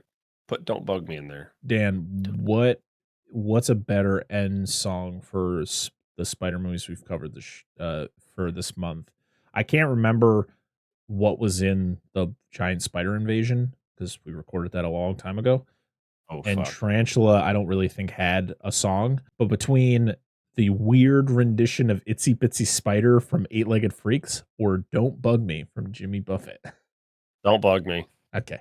I do not like that rendition. Angela, did you watch 8-Legged Freaks? I've watched it several Do you remember times. that rendition of Itsy Bitsy Spider? Yeah. I don't even know if I mentioned it in the episode, but I was like, oh my God, this is weird. We talked about it briefly, I believe. Yeah, probably. But yeah, that's it. That is the plot of Arachnophobia. What's up, VHS heads? I'm Matt. Join me and my two broskies, Chris and Dave, on our movie comparison podcast, The VHS Abyss, putting two movies from the golden age of cinema against each other. whether it's a teenage soldier head-to-head, like Red Dawn versus Toy Soldiers, or simply picking two from a back catalogue of icons of the VHS era, like Roddy Piper or Jamie Lee Curtis. Whatever link we can find between two films, we've got you covered. With facts, gaffes and plenty of laughs along the way, join us on all podcast platforms to discover who will be crowned champion of the episode. We are the VHS Abyss. Whether it's a hit or a miss, we love to reminisce. Shit, I would have stayed in the small town. Fuck out. Dude, why would Yeah, you? right? Like, it was still Why? a sweet spot. Like, you got rid of the fucking problem. So, Yeah. I don't know. You got a sweet gig. You're the only doctor. So Now I you just left him with no fucking doctor. Yeah, true. Anyway, go ahead. You literally had a pretty sweet job.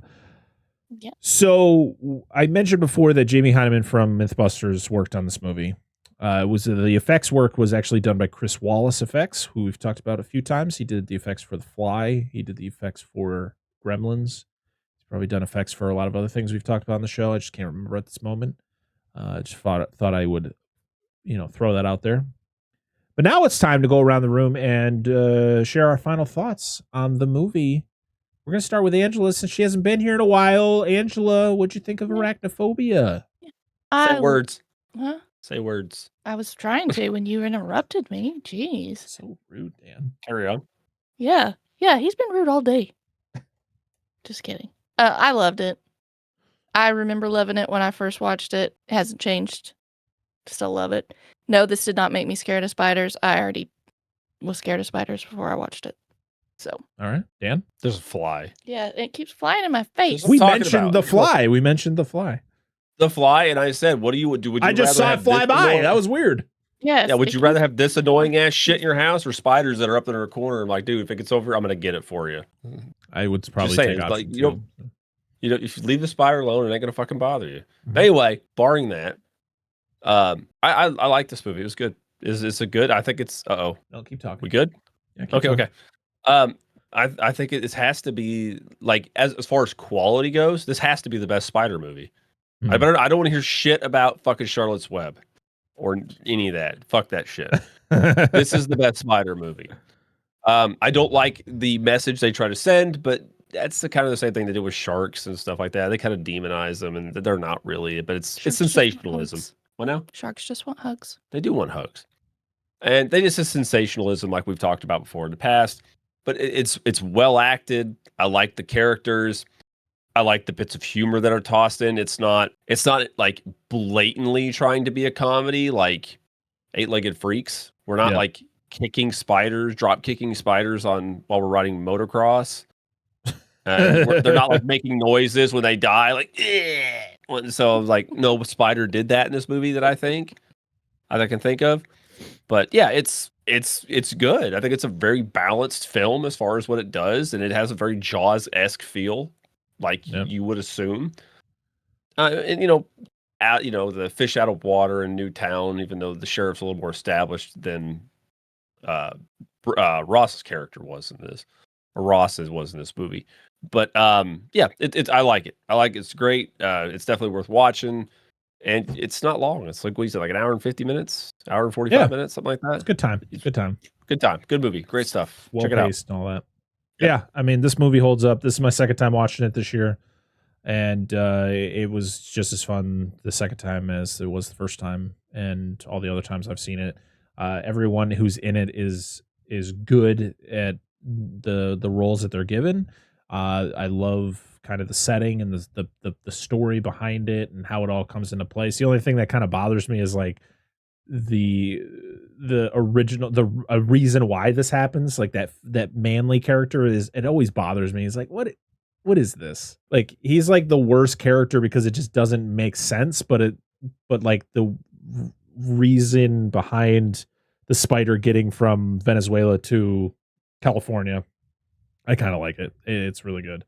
Like I said, it's got Spielberg's name on it, even though Spielberg is just a producer on it. But like, I think Frank Marshall does a great job directing it.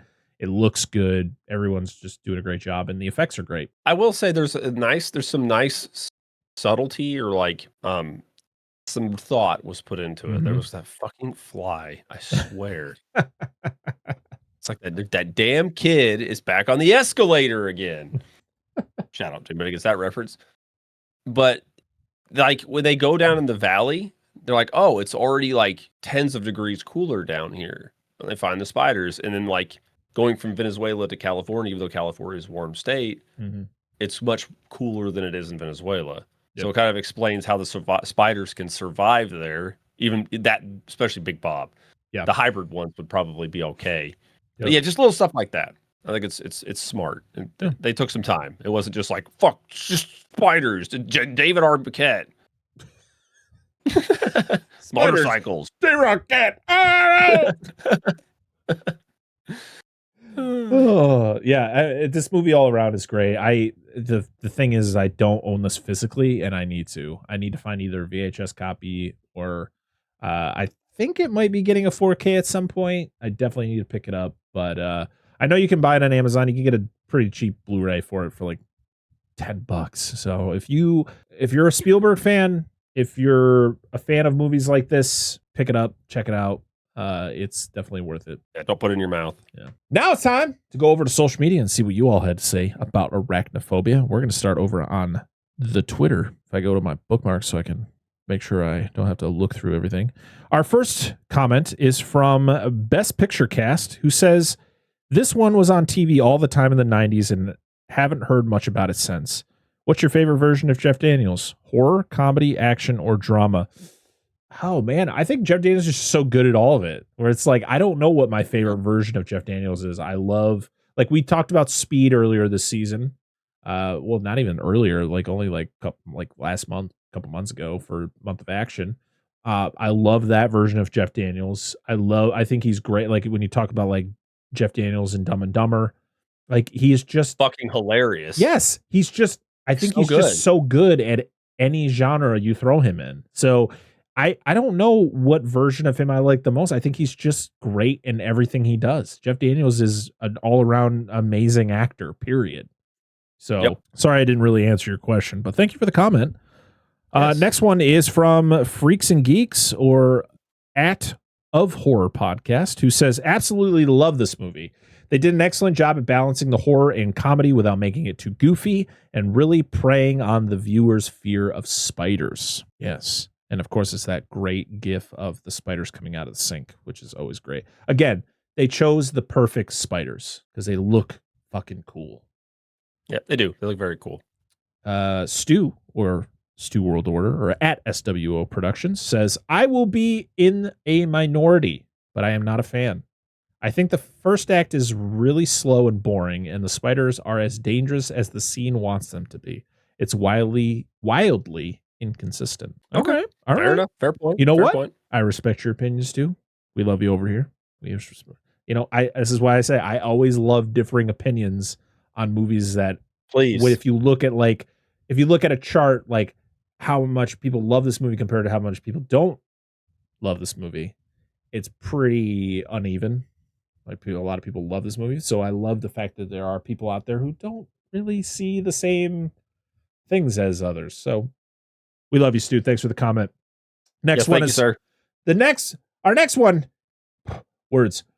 is from Darren, our good friend Darren from Nostalgia Cast, and Back to Bluey, who says, the proper successor to Jaws. Also, the most fun I've ever had watching a movie with my kids. They jumped and screamed so many times. In fact, it's what we call scary fun in our house, since it gives you the heebie-jeebies without being too gory or mean-spirited. Love this one. I love that. I wish I had those experiences. Like my kids are at an age where it's like they'll watch movies with me, but it's like it's not to that effect. I can't wait till they're like a little bit older and I can watch certain movies and they kind of hopefully get certain reactions. Both my oldest kids did go see Jaws in theaters with me a couple weeks ago, so that was a pretty cool experience. What was the movie? Oh, Ridley. We had that experience with Ridley. It was Speed.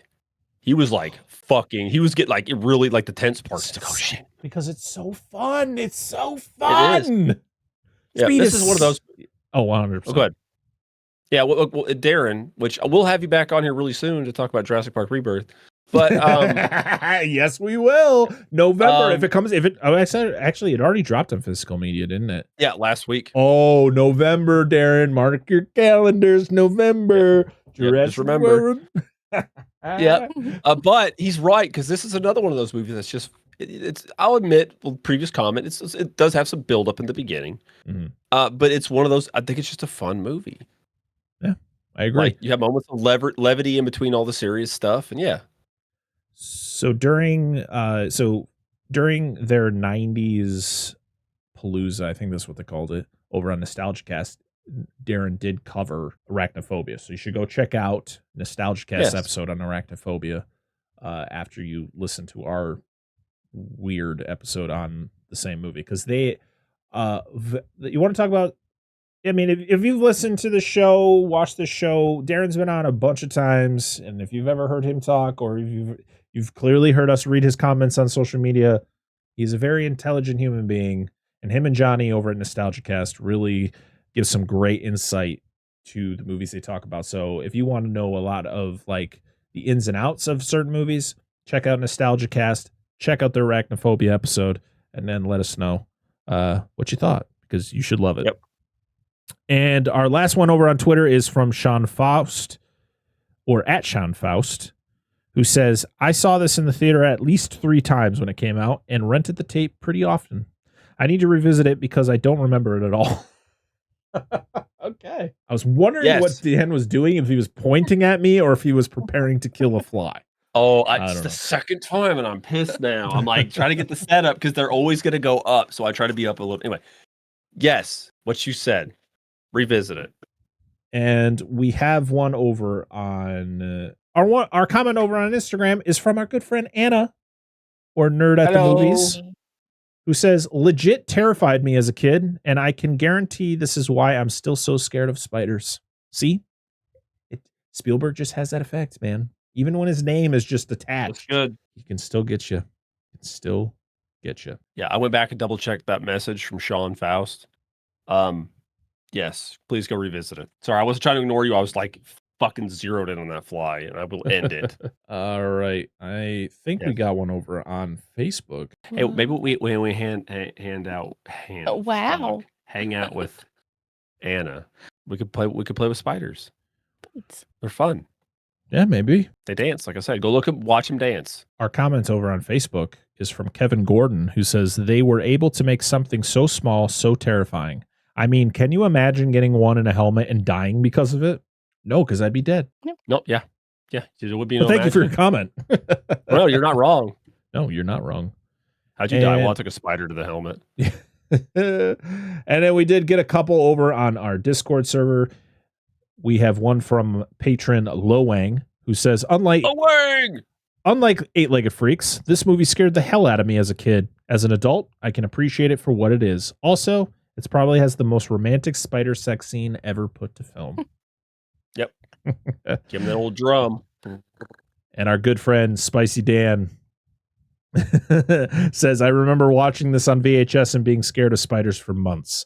I love John Goodman and Jeff Daniels in this movie, and I always check my shoes before putting them on. It's a wise thing to do. Very wise thing to do. Actually, depending on where you live, I am going to change my name on because I don't have Nitro, so it won't let me do it server specific. If I ever get Nitro on Discord, I'm going to change my name to Mild Dan. Just because I just can't compete with that kind of spiciness. Oh, God, so good. What's going on? It's Brett from the future. After we recorded our episode, we got a bunch more comments over on social media, and usually I just move on, but I figured since we got so many, I would read off all the ones that showed up after the episode. So over on Twitter, we got a couple. One of them was from VHS Abyss, who has an awesome gif of John Goodman standing there in his gear, looking badass, and he just says, fun, family-friendly horror. And I couldn't agree more. We got one from Perla Pumpkins, who says, this movie did to me what Jaws did to people with sharks in the ocean. Ever since I watched it as a little girl, I haven't been able to be in the same room as a spider. I can't even bring myself to revisit it. It literally gave me arachnophobia. I literally, at work yesterday, followed this spider all around. It literally walked around the same area for a good hour. It was actually pretty interesting. spiders are actually pretty cool. Just keep your distance. The Jacked Up Review Show just says definitely a Gremlin side quest. All right. I mean, Spielberg's name attached to that too. Primetime Mitch says, I love it. Always a fun ride. I did a watch along with 2 arachnophobes, and it remains my second most popular vid. That's awesome. I'll have to check that out. Big Nick, or at the Big Nick J, says, this is legit one of the scariest movies I've seen since I actually have arachnophobia. I mean, if you have arachnophobia, this is 100%. I could understand the absolute terror that you would experience watching this. Trash Can Tabby, or Taproom Tab, says, I had horrible nightmares after watching the made-for-TV version as a child. It still makes my skin crawl. I remember watching that. I think that was actually the first version of the movie I'd ever seen. And last one is from Jesse, or at Mr_J300, who says, love this movie. Haven't seen it in years. The first time I saw it was when Netflix used to do the DVD by mail thing. And then we got a couple more over on Instagram. We got one from Big Bad Wolf 884, who says, this was like Jaws for spiders. To this day, I feel uneasy around them because of this movie. Jeff Daniels is Brody, Julian Sands, R.I.P., is Hooper, and John Goodman is Quint, kinda. Excellent film from my childhood. And Movies for Days says, John Goodman made being an exterminator look way cooler than it is in real life. That I could not agree with more. Thank you for all the comments that you guys left on this episode. Make sure to follow us on all the social medias. I'm probably going to say it in the episode as well, but thank you so much for sharing, and make sure to look out for future movies that we're going to be covering, because we'd love to hear your thoughts. All right, back to the episode. But that's it. That are all the words are hard when you get towards the end of an episode. That is it. That is it for comments. Thank you so much for leaving your comments on the movie that we were covering. If you want to leave a comment on the movie we were covering, make sure to follow us on social media. We are on pretty much anything.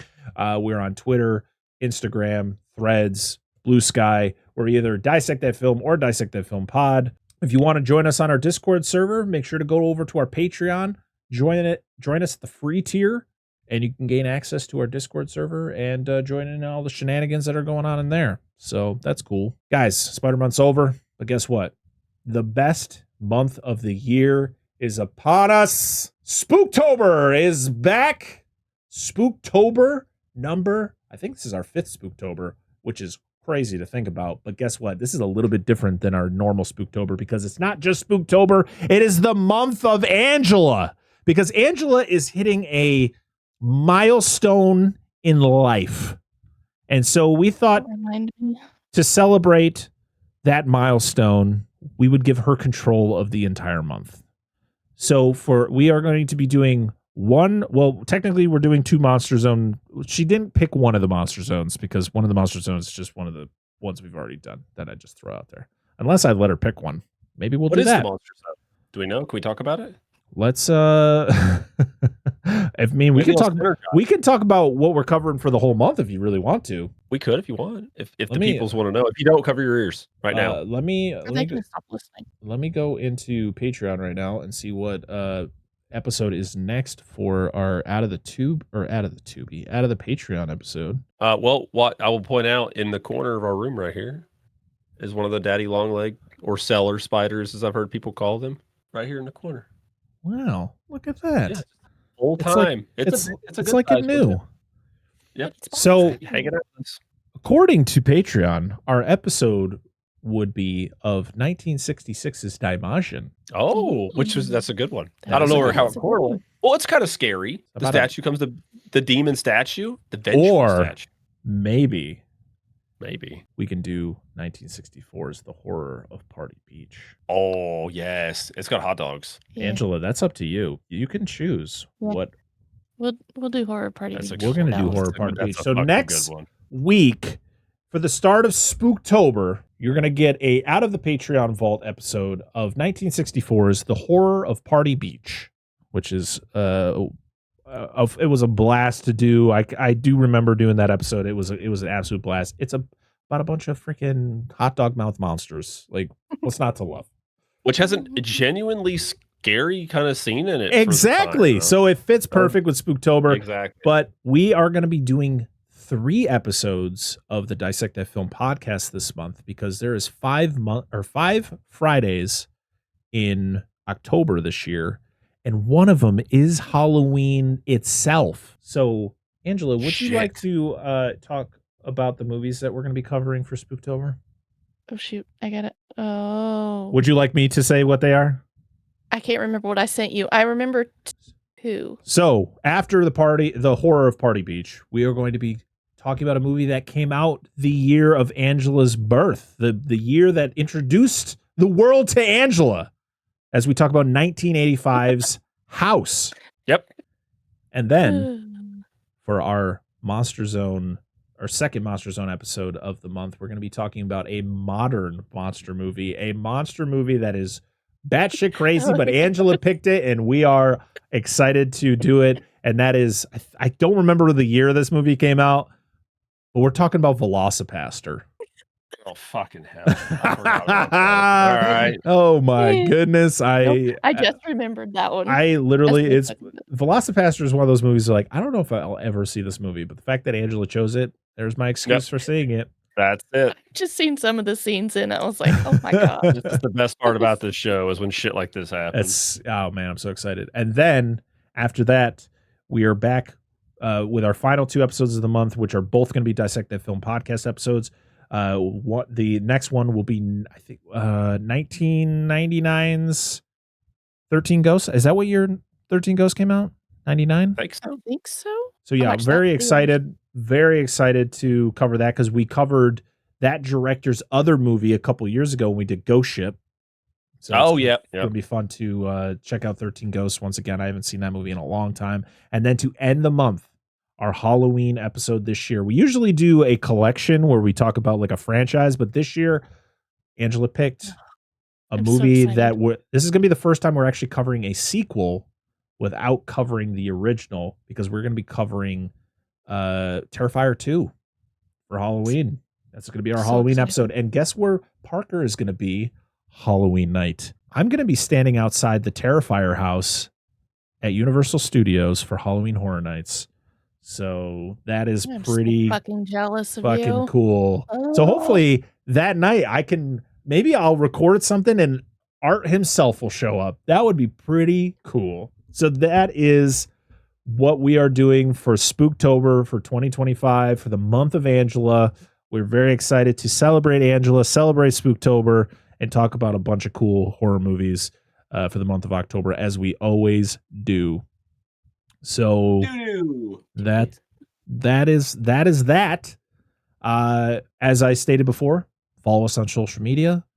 Go over to our Patreon at patreon.com/dissectthatfilm, where you can drop just a single $1 and get early access to episodes up to a week early. You gain access to our Discord server.